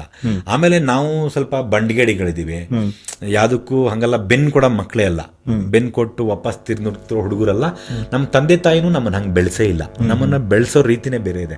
ಯಾರೋ ಹೊಡೆದ್ರೆ ಹೊಡ್ಸ್ಕೊ ಬನ್ನಿ ಅಂತ ನಮ್ಮ ಅಪ್ಪ ಅಮ್ಮ ಹೇಳ್ಕೊಟ್ಟೂ ಇಲ್ಲ. ನಾವು ಹಂಗಾಗಿ ನಡಿ, ಏನಾಗುತ್ತೆ ಫೈಟ್ ಮಾಡೇ ಬಿಡೋಣ, ಕಳ್ಕೊಂಡ್ರೆ ಏನಿದೆ ಕಳ್ಕೊಳ್ಳೋದು ನಂತರ ಏನೂ ಇಲ್ಲ ಕಳ್ಕೊಳ್ಳೋಕ್ಕೆ, ಅಥವಾ ಏನು ತಗೊಂಡು ಬಂದಿಲ್ಲ ಕಳ್ಕೊಂಡು ಹೋಗಿದ್ರೆ. ಕಳ್ಕೊಂಡು ಏನೂ ಇಲ್ದೇನೆ ತಿರ್ನಿತ್ರೆ ತಿರ್ಗಾ ಊರ್ಲೋ ಕೆಲಸ ಮಾಡ್ತೀನಿ, ಏನು ತೊಂದರೆ ಇಲ್ಲ, ಜಮೀನು ಇದೆ, ಜಮೀನಲ್ಲಿ ಕೆಲಸ ಮಾಡ್ತೀನಿ. ಅಣ್ಣ ತಮ್ಮರು ಕಷ್ಟಪಟ್ಟು ಏನೋ ಚುಚ್ಚು ಜಮೀನು ಮಾಡ್ಕೊಂಡಿದೀವಿ, ಜಮೀನು ಕೆಲಸ, ಆ ಧೈರ್ಯ ನಮಗಿದೆ. ಬೆನ್ನು ಕೊಟ್ಟು ಯಾವತ್ತೂ ಜೀವನದಲ್ಲಿ ಯಾವ ಕೆಲಸಕ್ಕೂ ಯಾರಿಗೂ ಬೆನ್ನು ಹಾಕಿ ನಿಂತು ಹುಡುಗರೇ ಅಲ್ಲ. ಮಕ ಕೊಟ್ಟು ಅದೇನು ಬರುತ್ತೋ ಫೈಟ್ ಮಾಡೋ ಹುಡುಗರೇ ನಾವು. ಅಣ್ಣ ತಮ್ಮ ಬೇರೆಯವ್ರಿಗೆ ಗೊತ್ತಿಲ್ಲ, ನಾವು ಅಣ್ಣ ತಮ್ಮರು ಬೆಳೆದಿದ್ದೆ ಆ ಥರ. ಆಮೇಲೆ ನಮ್ಮ ಅಣ್ಣ ತಮ್ಮರ ಸಪೋರ್ಟು ನಮ್ಗೆ ತುಂಬ ಚೆನ್ನಾಗಿದೆ. ಹಾಗಾಗಿ ಆ ಥರ ವಾಪಸ್ ಹೋಗ್ಬೇಕು ಅಂತ ಅನ್ಸುತ್ತೆ. ಬಿಡುವಿದ್ದಾಗೆಲ್ಲ ಊರಿಗೆ ಹೋಗ್ತೀರಾ, ಜಮೀನು ಮಾಡ್ತೀರಾ? ಹೌದು, ಇವಾಗಲೂ ನನಗೆ ಅಂದ್ರೆ ಸಂಪೂರ್ಣ ಕೆಲಸ ನಂಗೆ ಗೊತ್ತಿಲ್ಲದೆ ಇರ್ಬೋದು ಊರ್ದು ಜಮೀನ್ದು. ನಂಗೆ ತಕ್ಕ ಮಟ್ಟಿಗಂತೂ ಗೊತ್ತಿದೆ ಎಲ್ಲ. ಅಂದರೆ ಈಗ ಸುಮಾರು ವರ್ಷ ಆಗಿರೋದ್ರಿಂದ ಯಾವ ಗೊಬ್ಬರ ಹಾಕಿದ್ರೆ ಏನು ಗೊಬ್ಬರ ಹಾಕ್ಬೇಕಂತ ಗೊತ್ತಿಲ್ಲದೆ ಇರ್ಬೋದು. ಬಟ್ ಯಾವ ಗಿಡ ಹಾಕಿದ್ರೆ ಯಾವ ಫಸಲು ಬರುತ್ತೆ ನಂಗೆ ತುಂಬ ಚೆನ್ನಾಗಿ ಗೊತ್ತಿದೆ. ಸೊ ಹಂಗಾಗಿ ಅದನ್ನು ಇವಾಗಲೂ ಕೆಲಸ ಮಾಡ್ತಾ ಇರ್ತೀನಿ. ಊರಿಗೆ ಹೋದ್ರೆ ಅಣ್ಣ ತಮ್ಮ ಜೊತೆ ಕೆಲಸ ಮಾಡ್ತಾ ಇರ್ತೀನಿ. ಓಕೆ, ಹೀರೋ ಆದ್ರಿ ಮತ್ತೆ ವಿಲನ್ ಆದ್ರೆ ನಿಮಗೆ ಕಂಫರ್ಟ್ ಝೋನ್ ಯಾವುದು? ಹೀರೋ ಆಗಿ ಸರ್ ಏನು ಗೊತ್ತಾ, ಈಗ ನಾನು ನನ್ನ ಶುಕ್ರವಾರಕ್ಕೋಸ್ಕರ ಸಿಕ್ಕಾಪಟ್ಟೆ ಫೈಟ್ ಮಾಡಿದೆ. ಓಕೆ, ನನ್ನೊಂದು ಫ್ರೈಡೇ ಬರುತ್ತೆ ಅಂತ ಫೈಟ್ ಮಾಡಿದೆ. ಆ ಫ್ರೈಡೇ ಅಷ್ಟೊಂದು ಗುಡ್ ಫ್ರೈಡೇ ಆಗಲಿಲ್ಲ ನನ್ನ ಫ್ರೈಡೇ. ಈಗ ಬೇರೆ ಫ್ರೈಡೇಲಿ ಕೆಲಸ ಮಾಡ್ತಾ ಇದ್ದೀನಿ. ನಂಗೆ ಗೊತ್ತಿದೆ ನಂದೊಂದು ಫ್ರೈಡೇ ಮತ್ತೆ ಮತ್ತೆ ನಾವು ಫೈಟ್ರು ಸರ್, ಫೈಟ್ ಮಾಡೇ ಮಾಡ್ತೀನಿ. ತಿರ್ಗಾ ಮತ್ತೆ ಕಟೌಟ್ ನಿಲ್ಲಿಸ್ತೀವಿ, ಅದರಲ್ಲೇನಿಲ್ಲ. ಮತ್ತೊಂದು ಗುಡ್ ಫ್ರೈಡೇ ಬಂದೇ ಬರುತ್ತೆ. ಈಗ ಸದ್ಯಕ್ಕೆ ಬೇರೆಯವ್ರ ಫ್ರೈಡೇಲಿ ಕೆಲಸ ಮಾಡ್ತಿದ್ದೀನಿ, ಅದ್ರ ಬಗ್ಗೆನೂ ಭಾಳ ಖುಷಿ ಇದೆ. ಆಮೇಲೆ ಬೇರೆಯವ್ರು ಕರಿತೀರಲ್ಲ, ನನ್ನ ಫ್ರೈಡೇಲಿ ನೀನು ಬಾ ಅಂತ ನಾನು ತುಂಬ ಜನ ಕರಿತೀರಲ್ಲ. ಸೊ ಆ ಫ್ರೈಡೇಗೋಸ್ಕರ ಬೇರೆಯವ್ರ ಫ್ರೈಡೇಗೋಸ್ಕರ ಕೆಲಸ ಮಾಡ್ತೀನಿ. ನನ್ನೊಂದು ಫ್ರೈಡೇ ಬರುತ್ತೆ, ಬಂದ್ರೆ ನೆಕ್ಸ್ಟ್ ಗುಡ್ ಫ್ರೈಡೇನೇ ಆಗಿರುತ್ತೆ. ಓಕೆ, ಇಷ್ಟು ಸಿನಿಮಾಗಳು ಬಟ್ ಕೆಲವರು ಅನ್ಕೋತಾ ಇರ್ತಾರೆ, ಈಗ ಹೀರೋ ಮಾಡಿ ಯಾರು ಏನು ನನ್ನ ಸೋಲನ್ನು ಬಯಸೋರು ಯಾರೂ ಇಲ್ಲ. ಇವಂದೆಲ್ಲ ಮುಗಿತಾ ನಮ್ಮ ಮನೆಯಿಂದ ಅಷ್ಟೇನಾ, ಹೀರೋ ಎಲ್ಲ ಆಯ್ತಾ ಅಷ್ಟೇ ಮುಗಿತಾ ಕತೆ, ಕ್ಯಾರೆಕ್ಟರ್ ಬಂದ್ಬಿಟ್ಟ, ವಿಲನ್ ಮಾಡ್ಬಿಟ್ಟ, ಸಪೋರ್ಟಿಂಗ್ ಆಗ್ಬಿಟ್ರ ಅಂತ ಹೇಳಿ ಒಂದಷ್ಟು ಜನ ಯಾರು ಆಡ್ಕೊಳ್ಳೋರು ಇಲ್ಲ. ಆ ಥರ ಯಾರು ಆಡ್ಕೊಳ್ಳೋರು ಇದ್ದರೆ ಏನು ಆ ಥರ ಆಡ್ಕೊಳ್ಳೋ ಅವಶ್ಯಕತೆ ಇಲ್ಲ. ನಾನೇನು ಸತ್ತೋಗಿಲ್ಲ, ಇನ್ನೂ ಬದುಕಿದ್ದೀನಿ, ಫೈಟ್ ಮಾಡ್ತೀನಿ. ಅಲ್ಲ, ವಿಲನ್ ಹೀರೋ ಆಗ್ಬೇಕಂತ ಅಂದರು, ವಿಲನ್ ಸಿಕ್ತು, ಮತ್ತೆ ಹೀರೋ ಆದ್ರೆ ಮತ್ತೆ ಸರ್ ಆಡ್ಕೊಳ್ಳೋರು ಇರ್ತಾರಲ್ಲ ಸರ್ ಒಂದಷ್ಟು ಜನ, ಮುಗೀತಿ ಒಂದಷ್ಟೇ, ಹೀರೋ ಆಗಿಲ್ಲ, ಕ್ಯಾರೆಕ್ಟರ್ ಬಂದ್ಬಿಟ್ಟ ಅಂದ್ರೆ. ಈಗ ನನ್ಗೆ ಸರಿ, ನನ್ನನ್ನು ನಾನೇ ಆಡ್ಕೋತಿಲ್ಲ ಅಂದ್ಮೇಲೆ ಬೇರೆ ಆಡ್ಕೊಳ್ಳೋ ಅವಶ್ಯಕತೆ ಇರಲ್ಲ. ನಟ ಅಷ್ಟೇ ಸರ್. ಹಾಕೊಳ್ಳೋದು ಚಡ್ಡಿ ಇಲ್ದೇನೆ ಹೊರದವ್ರೆ ಚಡ್ಡಿ ಹಾಕೊಂಡು ಊರಲ್ಲಿ ಓಡಾಡ್ತಿದ್ದವರು ಸರ್. ಇವತ್ತು ನಮ್ಮ ಕಾರಲ್ಲಿ ನಾವು ಓಡಾಡ್ತಿದ್ದೀವಿ. ಖುಷಿ ಅಲ್ವಾ ಬೆಳವಣಿಗೆ? ಇಷ್ಟೇ ಬೆಳವಣಿಗೆ, ಬೇರೆ ಏನಿಲ್ಲ. ಏನು ಕೊಂಡಿ ಸಂಪಾದನೆ ಮಾಡ್ಬಿಟ್ಟು ಬೆಂಗಳೂರಿನ ಮನೆ ಕಟ್ಬಿಟ್ರೆ, ಅಥವಾ ಮನೆನೂ ಕಟ್ಟಿದ್ವಿ ಬೆಂಗಳೂರಲ್ಲಿ, ಅದರಲ್ಲೇನಿಲ್ಲ, ಮನೆ ಸ್ವಂತ ಮನೆ ಬದುಕ್ತಾ ಇದ್ದೀನಿ. ಬೆಂಗಳೂರಲ್ಲಿ ಕೋಟಿಗಟ್ಟೆ ಆಸ್ತಿ ಮಾಡಿಬಿಟ್ರೆ ಅಂತಲ್ಲ, ಈ ಸಣ್ಣ ಗೆಲುವೇ ಭಾಳ ದೊಡ್ಡ ಗೆಲುವು. ನನ್ನ ಅಪ್ಪ ಅಮ್ಮ ಭಾಳ ಖುಷಿ ಇದೆಯಲ್ಲ, ನನ್ನ ಅಪ್ಪ ಅಮ್ಮ ನೆಮ್ಮದಿಯಾಗಿದಾರಲ್ಲ, ಅದಕ್ಕಿಂತ ಇನ್ನೊಂದು ಏನು ಬೇಕಾಗಿಲ್ಲ ಅಲ್ವಾ? ಅದಕ್ಕಿಂತ ದೊಡ್ಡದು ಯಾವ್ದು ಸರ್? ಅಪ್ಪ ಅಮ್ಮನ ಖುಷಿಗಿಂತ ಇನ್ನು ಜಗತ್ತಲ್ಲಿ ಇನ್ನು ಯಾವುದೂ ಇಲ್ಲ ಸರ್. ನೀವು ಕೋಟಿ ಸಂಪಾದನೆ ಮಾಡೋನು ಎಷ್ಟು, 100 ರೂಪಾಯಿ ದುಡೀರಿ, ಅಪ್ಪ ಅಮ್ಮ ಖುಷಿಯಾಗಿದ್ದಾರಾ, ಹ್ಯಾಪಿ ಆಗಿದ್ದಾರಾ, ಮಕ್ಕಳು ನೋಡ್ಕೊಂಡು ಖುಷಿಯಾಗಿದ್ದಾರಾ, ಅದು ಇಂಪಾರ್ಟೆಂಟು. ಆ ಗೆಲುವು ನಂಗೆ ಸಿಕ್ಕಿದೆ. ಓಕೆ, ಒಂದಷ್ಟು ಜನ ಏನು ಸಿನಿಮಾಗೆ ಬಂದ ತಕ್ಷಣ ಒಂದಿಷ್ಟು ಆಯಾಮಗಳನ್ನ ಬದಲಿಸ್ತಾರೆ. ಅಂದರೆ ಹೀರೋ ಆಗ್ತಾರೆ, ವಿಲನ್ ಆಗ್ತಾರೆ, ಪ್ರೊಡ್ಯೂಸರ್ ಆಗ್ಬಿಡ್ತಾರೆ, ಡೈರೆಕ್ಟರ್ ಆಗ್ಬಿಡ್ತಾರೆ. ಸೊ ಈಗ ನಿಮ್ದು 2 ಬಾಕಿ ಇದೆ, ಒಂದು ಡೈರೆಕ್ಷನ್, ಒಂದು ಪ್ರೊಡಕ್ಷನ್. ಸೊ ಆ ಥರದೇನೋ ಯೋಚನೆಗಳಿವೆಯಾ ಅಂತ? ಸರ್, ನನ್ನ ಜೀವನದಲ್ಲಿ ನಾನು ಯಾವತ್ತೂ ಆ್ಯಕ್ಷನ್ ಕಟ್ ಹೇಳಲ್ಲ, ಡೈರೆಕ್ಷನ್ ಮಾಡಲ್ಲ. ಯಾಕೆ ಅಂತ ಹೇಳಿದ್ರೆ ಗೊತ್ತಿರೋದು ಬೇಡ ನಮಗೆ ಸರ್. ಹಂಗಂತೂ ಅಲ್ಲ, ಕಲ್ತ್ಬಿಟ್ಟು ಮಾಡ್ಬೋದೇನೋ, ಬಟ್ ನಿರ್ದೇಶನ ಇದೆಯಲ್ಲ ಸರ್, ಅದು ಈಸಿ ಜಾಬ್ ಅಲ್ವೇ ಅಲ್ಲ. ಅದಕ್ಕೆ ಸಪ್ರೇಟೇ ಗುಂಡಿಗೆ ಇರ್ಬೇಕು ನಿಮಗೆ. ಆ್ಯಕ್ಟಿಂಗ್ ಮಾಡ್ಬಿಡ್ಬೋದು, ಎಲ್ಲನೂ ನಿಭಾಯಿಸಿ ಸರ್. ನೀವು ಡೈರೆಕ್ಟ್ರ್ ಇದ್ದಾರಲ್ಲ, ನಿಭಾಯಿಸೋದಂತನಲ್ಲ ಸರ್. ನೀವು ಆ್ಯಕ್ಟ್ರಿಗೆ ಕೋಟಿ ಕಾರಲ್ಲಿ ಬರ್ತಾನೆ, ಡೈರೆಕ್ಟ್ರ್ ಕೋಟಿ ಕಾರಲ್ಲಿ ಬರೋದೇ ಇಲ್ಲ. ಆ್ಯಕ್ಟ್ರು ಒಳ್ಳೆ ಬಟ್ಟೆ ಹಾಕೊಂಡು, ಎಂಟ್ರಿಲಾರು ಒಳ್ಳೆ ಬಟ್ಟೆ ಹಾಕೋ ಬರ್ತಾನೆ. ನಿರ್ದೇಶಕರು 90% ನಿರ್ದೇಶಕರು ಕಷ್ಟದಿಂದನೇ ಬಂದಿರ್ತಾರೆ. 90% ಕಷ್ಟದಲ್ಲೇ ಬಂದಿರ್ತಾರೆ. ಯಾವ ಕೋಟಿಗಿರೋ ಮನೆ ಮಗ ಆ್ಯಕ್ಟರ್ ಆಗ್ಬೇಕು ಅಂತ ಅನ್ಕೋತಾನೆ, ಬಟ್ ಡೈರೆಕ್ಟರ್ ಆಗ್ಬೇಕು ಅಂತ ಅನ್ಕೊಳ್ಳೋದಿಲ್ಲ ಯಾರು. ಸೊ ಹಾಗಾಗಿ ಅದಷ್ಟು ಈಸಿ ಅಲ್ವೇ ಇಲ್ಲ. ಒಬ್ಬರು ನಿರ್ಮಾಪಕರು ಹಿಡಿಯೋದು, ಎಲ್ಲರಿಗೂ ಕನ್ವಿನ್ಸ್ ಮಾಡಬೇಕು, ಎಲ್ಲರೂ ಕನ್ವಿನ್ಸ್ ಮಾಡಿ, ಆಮೇಲೆ ಅದು ಜನಕ್ಕೆ ಏನು ಇಷ್ಟ ಆಗುತ್ತೆ ಅಂತ ತಿಳ್ಕೊಂಡು ಬರೆಯೋದಿದೆಯಲ್ಲ, ಅದಕ್ಕೆಲ್ಲ ಎಕ್ಸ್ಟ್ರಾ ಟ್ಯಾಲೆಂಟ್ಗಿಂತ ಇನ್ನೂ ಒಂದು ಎಕ್ಸ್ಟ್ರಾ ಏನೋ ಇದ್ದರೆ ಅದಿರಬೇಕು. ಆ ಟ್ಯಾಲೆಂಟು ನನ್ನ ಹತ್ರ. ಆ್ಯಕ್ಟ್ ಮಾಡ್ಕೊಂಡೆ ಸರ್ ನೀವು ಆ್ಯಕ್ಟಿಂಗಲ್ಲಿ ಏನಾರು ಕೊಡಿ, ಇದೆಲ್ಲ ಹಿಂಗೆ ಹೇಳಿ ಮಾಡಿಬಿಡ್ಬಲ್ಲೆ ನಾನು, ಆಯಿತಾ. ಬಟ್ ಅದು ಈಸಿ ಜಾಬ್ ಅಲ್ಲ. ಆಮೇಲೆ ಅದೊಂದು ಸಪ್ರೇಟ್ ಗೌರವ ಇದೆ ನನಗೆ ನಿರ್ದೇಶಕದ ಬಗ್ಗೆ. ಸೊ ಹಾಗಾಗಿ ಅದು ಮಾಡೋರೇ ಮಾಡೋದು ಚೆಂದ. ಸುಮ್ಮನೆ ನಾನು ಸಿನಿಮಾಲಿದ್ದೀನಿ ಅಂತೇಳಿ ಮಾಡೋದು ಬೇಡ, ನನಗೂ ಸಿನಿಮಾ ಗೊತ್ತು ಅಂತೇಳಿ ಮಾಡೋದು ಬೇಡ. ಮಾಡ್ತಿರೋರ ಬಗ್ಗೆ ಅಂತೂ ಭಾಳ ಖುಷಿ ಇದೆ. ಆ್ಯಕ್ಟರ್ ಆಗಿ ಡೈರೆಕ್ಟರ್ ಆಗಿ ಡೈರೆಕ್ಷನ್ ಮಾಡ್ತಾರೆ ಎಷ್ಟೋ ಜನ, ಅವ್ರ ಬಗ್ಗೆ ನಂಗೆ ಭಾಳ ಖುಷಿ ಇದೆ. ನಂಗೆ ಅದ್ರ ಬಗ್ಗೆ ಯಾವತ್ತೂ ಇಡಿಲ್ಲ. ನಿರ್ಮಾಣ ಗೊತ್ತಿಲ್ಲ ಸರ್, ಯಾವ ಬೇಕಾದ್ರೂ ಮಾಡಿದ್ರು ಮಾಡ್ಬೋದು, ಮಾಡ್ದೇನೆ ಇರ್ಬೋದು. ಆ ಶಕ್ತಿ ಬಂತು ಅಂತ ಹೇಳಿದ್ರೆ ಖಂಡಿತ ನಿರ್ಮಾಣ ಮಾಡೇ ಮಾಡ್ತೀನಿ. ಎಲ್ಲೋ ಒಂದು ಕಡೆಗೆ ಇಂಡಸ್ಟ್ರಿ ಅಂದಾಗ ಕಾಲೆಳೆಯೋರು ಇದ್ದೇ ಇರ್ತಾರೆ. ಹೌದು. ಸೊ ವರ್ಧನ ಆರಂಭದಲ್ಲಿ ಬಂದಾಗ ಕಾಲೆಳೆಯೋರು ಇದ್ರ, ಈಗ ಕಾಲು ಎಳಿತಾ ಇದ್ದಾರ, ಬೆನ್ನಿಗೆ ಚೂರಿ ಹಾಕೋರಪ್ಪ ಇವರೇ ಅಂತಾರೆ ಯಾರು ಇದಾರ ಅಂತ? ಸರ್ ಅವರೆಲ್ಲ ಇಲ್ಲ ಅಂತ ಹೇಳಿದ್ರೆ ನಿಮ್ಗೆ ಹೆಂಗ್ ಗೊತ್ತಾಗದು? ಈಗ ಈ ಹಿಂಗಡೆ ಬಂದು ಚೂರಿ ಹಾಕ್ದಲ್ಲೇ ಗೊತ್ತಾಗತ್ತಾನೆ. ಇಲ್ಲಿ ನನಗೆ ನಿಮ್ಗೆ ಲೈಫಲ್ಲಿ ಏನೋ ಗೊತ್ತಾಗಬೇಕು ಅಂತ ಈ ಥರದ ಏನೋ ಕೆಲಸಗಳು ಯಾರು ಮಾಡ್ತಾ ಇರಬೇಕು. ಆಮೇಲೆ ನಿಮ್ಗೆ ಯಾರು ಕಾಲು ಎಳೆದ್ರೇನೆ ನಿಮಗೆ 10 ಮ್ಯಾಟ್ರ್ ಗೊತ್ತಾಗಬೇಕು ಫಸ್ಟ್ ನಮಗೆ. Correct sir. ಈಗ ನಾನು ಏನಕ್ಕೋ ಹೆಜ್ಜೆ ಇಟ್ಟಿರ್ತೀನಿ, ಅವನು ಅನ್ಕೋತಾನೆ ನಾನು ಇವ್ನು ಯಾರೋ ಮೇಲ್ ಹತ್ತ ಐಡಿಯಾನೇ ನಂಗೆ ಇರಲ್ಲ ಸರ್. ಸುಮ್ಮನೆ ಇರ್ತೀನಿ, ನಾನು ಸುಮ್ಮನೆ ಇರ್ತೀನಿ, ಹಿಂಗೆ ಸುಮ್ಮನೆ ಆ ಕಡೆ ಎಲ್ಲ ಹೋಗೋಣ ಅಂತ ಹಿಂಗೆ ಹೆಜ್ಜೆ ಇಡ್ತೀನಿ. ರಪ್ಪ ಇವ್ನು ಯಾಕೆ ಕೇಳ್ದ? ಮೋಸ್ಟ್ಲಿ ನಾನು ಮೇಲೆ ಹತ್ತಬೇಕು ಅಂದರೆ ಎಲ್ಲ ಮೇಲೆ ಹತ್ತಕ್ಕೆ ನಿಂತಿಯಾರ ಇಲ್ಲಿ, ನಾನು ಮೇಲೆ ಹತ್ತಬೇಕು. ಸೊ ಮೇಲೆ ಹತ್ತಿರ ವಿಚಾರ ಕಾಲೆಳಿದಾರು ಇವರು, ಹಾಗಾಗಿ ಮೇಲೆ ಹತ್ತೇ ಬಿಡೋಣ, ಅದೇನಾಗ್ಬಿಡ್ತದೆ ನೋಡ್ಬಿಡೋಣ ಹಂಗೆ ಅಂತೇಳಿ ಮೇಲೆ ಈ ವಿಚಾರ ನಂಗೆ ಗೊತ್ತಾಗಬೇಕಲ್ಲ. ಸೊ ಹಂಗಾಗಿ ಕಾಲೆಳೆಯರೇ ಇರಬೇಕು. ಬಟ್ ಕಾಲೆಳೆಯೋರು ಅವಮಾನ ಮಾಡೋರು ಎಲ್ಲ ಇಲ್ಲ ಅಂತ ಹೇಳಿದ್ರೆ ಲೈಫಲ್ಲಿ ಏನೂ ಮಾಡೋಕ್ಕೆ ಸಾಧ್ಯ ಇಲ್ಲ. ಸುಮ್ಮನೆ ನಿಮ್ಮನ್ನು ಕೇಳಿಸಿದ್ರೆ ತಾನೆ, ನಿಮ್ಗೇನೋ ಹಚ್ಚಿದ್ರೆ ತಾನೆ ಉರಿಯೋದು ದಗ ದಗ ದಗ ಅಂತೇಳಿ. ಬೆಂಕಿ ಹಚ್ಚಲಿ, ಉರಿಸ್ಬಿಡೋಣ ಅಷ್ಟೇ, ಇನ್ನೇನಿಲ್ಲ. ನೀವು ತುಂಬ ರವಿಚಂದ್ರನ್ ಸರ್ ಅಭಿಮಾನಿ, ಹೌದು ಅಲ್ವಾ? ಸೊ ರವಿ ಸರ್ ಸಿನಿಮಾದಲ್ಲಿ ಆಕ್ಟ್ ಮಾಡ್ತೀನಿ ಅಂತ ಯಾವತ್ತಾದ್ರೂ ಅನ್ಕೊಂಡಿದ್ದಾರೆ? ಯಾಕಂದ್ರೆ ಸಿನಿಮಾ ಥಿಯೇಟರ್ನಲ್ಲಿ ಸಿನಿಮಾ ನೋಡಿ ಖುಷಿ ಪಟ್ಟವರು, ಆದ್ರೆ ಅವರೇ ಜೊತೆಗೆ ನಾನು ಕೆಲಸ ಮಾಡ್ತೀನಿ ಅಂದಾಗ ಹೆಂಗೆ ಸರ್? ಅದನ್ನ ಆ ಫೀಲಿಂಗ್ಗೆ ನಿಮ್ಗೆ ಎಕ್ಸ್ಪ್ಲೇನ್ ಮಾಡೋಕ್ಕಾಗದಿರೋ ಫೀಲಿಂಗ್ಸ್ ಜಗತ್ತಲ್ಲಿ ಯಾವ್ದಾರು ಒಂದಿದ್ರೆ ಅದು ರವಿ ಸರ್ ಜೊತೆ. ನಾನು ನನ್ನ ಜೀವನದಲ್ಲಿ ನನ್ನ ತಂದೆ ತಾಯಿ ಬಿಟ್ರೆ, ಅಣ್ಣ ತಮ್ಮ ಬಿಟ್ಬಿಡಿ, ಅಣ್ಣ ತಮ್ಮ ಯಾವತ್ತಿರ್ತಾರೆ, ನನ್ನ ತಂದೆ ತಾಯಿನ ಬಿಟ್ರೆ ನಾನು ಇನ್ನೊಬ್ರನ್ನ ಬಹಳ ಇಷ್ಟಪಡ್ತೀನಿ ಅಂತ ಹೇಳಿದ್ರೆ ಅದು ರವಿಚಂದ್ರನ್ ಸರ್. ಯಾವ ಕಾರಣಕ್ಕೆ, ಯಾಕೆ ಇಷ್ಟ? ಸರಿ ನೋಡಿ, ಇದಕ್ಕೆಲ್ಲ ಕಾರಣನೇ ಹುಡುಕಬಾರ್ದು ನಾವು. ಇದನ್ನ ಇದು ಹೆಂಗ್ ಬಂತು ಅಂತಾನೆ. ಸರ್, ಈಗ ಯಾವ್ದೊಂದು ಹುಡುಗಿ ಇಷ್ಟ ಆಗ್ಬಿಟ್ಟಿರ್ತಾರೆ ಹುಡುಗಂಗೆ, ಹೆಂಗೆ ಅಂತಾನೆ ಗೊತ್ತಾಗಲ್ಲ ಅದು ಒಂದೊಂದ್ಸಲ ಅಲ್ವಾ? ಹಂಗೆ ಇದು ನಂಗೆ ಆ ಥರ ರವಿ ಸರ್ ನೀವು ಇಮ್ಯಾಜಿನ್ ಮಾಡೋಕ್ಕೆ ಸಾಧ್ಯ ಇಲ್ಲ. ನಂಗೆ ರವಿ ಸರ್ ಮೇಲೆ ಕ್ರೇಜ್ನ ನಂಗೆ ಹೇಳಕ್ಕೆ ಎಕ್ಸ್ಪ್ಲೈನ್ ಮಾಡೋಕ್ಕೆ ಸಾಧ್ಯ ಇಲ್ಲ. ಅಷ್ಟು ಇಷ್ಟ ನಂಗೆ ಅವರು, ಅಷ್ಟು ನೀವು ನಂಗೆ ಅಂದರೆ ಈಗ ಊರಲ್ಲೆಲ್ಲ ನಾನು ಹೆಂಗೆ ಕರೀತೀನಿ, ಏನಪ್ಪ ಕ್ರೇಜಿ ಸ್ಟಾರ್ ಅಂತ ಹಿಂಗೆ ಕರೀತಾರೆ ನಂಗೆಲ್ಲ. ಆ ಮಟ್ಟಕ್ಕೆ ಅಭಿಮಾನಿ. ನೀವು ಮಾತಾಡಿದ್ರೆ ಈ ಸಿನಿಮಾ ಬರೋಕ್ಕಿಂತ ಮೊದಲು ಹಂಗೆ ಮಾತಾಡ್ತಿದ್ದೆ ನಾನು. ರವಿ ಸರ್ ಹಂಗೆ, ರವಿಚಂದ್ರನ್ ಪಿಕ್ಚರ್ ಹಿಂಗೆ, ರಾಮಾಚಾರಿ ಪಿಕ್ಚರ್ ಹಂಗೆ, ಆ ಕಲಾವಿದ ಪಿಕ್ಚರ್ ಹಿಂಗೆ, ನೀನು ಕಲಾವಿದ ಪಿಕ್ಚರ್ ಹಾಡು ನೋಡ್ಬೇಕು ಮಗ ಹೆಂಗೈತೆ, ಹಿಂಗೆ ಪಾಪ ಪೆದ್ದ ರಾಮಾಚಾರಿ ಪಿಕ್ಚರ್ ಬರೀ ಈ ಥರದೇ. ರವಿ ಎಲ್ಲೋದ್ರು ರವಿ ರಣಧೀರ ನೋಡ್ಬೇಕು ಕಣೋ, ನಿನ್ನೆ ಪೆದ್ದ, ಇವತ್ತು ನಮ್ಮ ಬಾಸ್ ಅಂತಲ್ಲ ಗುರು ಅಂತ ಮಾತಾಡ್ತಿದ್ದೆ. ರಣಧೀರ ಪಿಕ್ಚರ್ ಎಲ್ಲರೂ ಒಡೆದು ಊತಾಕ್ಬಿಡ್ತಾರೆ. ಈ ಥರದ್ದು ಅಷ್ಟು ಕ್ರೇಜ್ ನಂಗೆ ರವಿ ಸರ್ ಅಂತಂದರೆ. ಅವ್ರ ಬಗ್ಗೆ ಕೆಲಸ ಮಾಡೋಕೆ ಸಿಕ್ಕಿದಾಗಲೂ ಅಷ್ಟೇ, ನಾನು ಫಸ್ಟ್ ಪಿಕ್ಚರ್ ಅವ್ರ ಜೊತೆ ಕೆಲಸ ಮಾಡಿದಾಗ, ಬಕಾಸುರ ಕೆಲಸ ಮಾಡಿದಾಗ ನಾನು ಫಸ್ಟ್ ಕೆಲಸ ಸಿಕ್ಕಿದ್ದು ನವನೀತ್ ಸರ್ ಡೈರೆಕ್ಟರ್. ಅದಕ್ಕೆ ನಂಗೆ ಫಸ್ಟ್ ಫೋನ್ ಮಾಡಿ ಈ ಥರದೊಂದು ಪಾತ್ರ ಇದೆ ವರ್ಧನ್ ಮಾಡ್ತೀರಾ ಅಂತ ಹೇಳಿದಾಗ, ಫಸ್ಟ್ ನೆಕ್ಸ್ಟ್ ಪೇಮೆಂಟ್ ಅಂತ ಕೇಳಿದಾಗ, ಸರ್ ನೀವು ಎಷ್ಟಾರು ಕೊಡಿ ಸರ್ ರವಿ ಸರ್ ಜೊತೆ ಅಂದ್ರೆ ಆ್ಯಕ್ಟ್ ಮಾಡ್ಬಿಡ್ತೀನಿ ನಾನು ಅಂತೇಳಿ ಆ್ಯಕ್ಟ್ ಮಾಡಿದ ಪಿಕ್ಚರ್ ಅದು.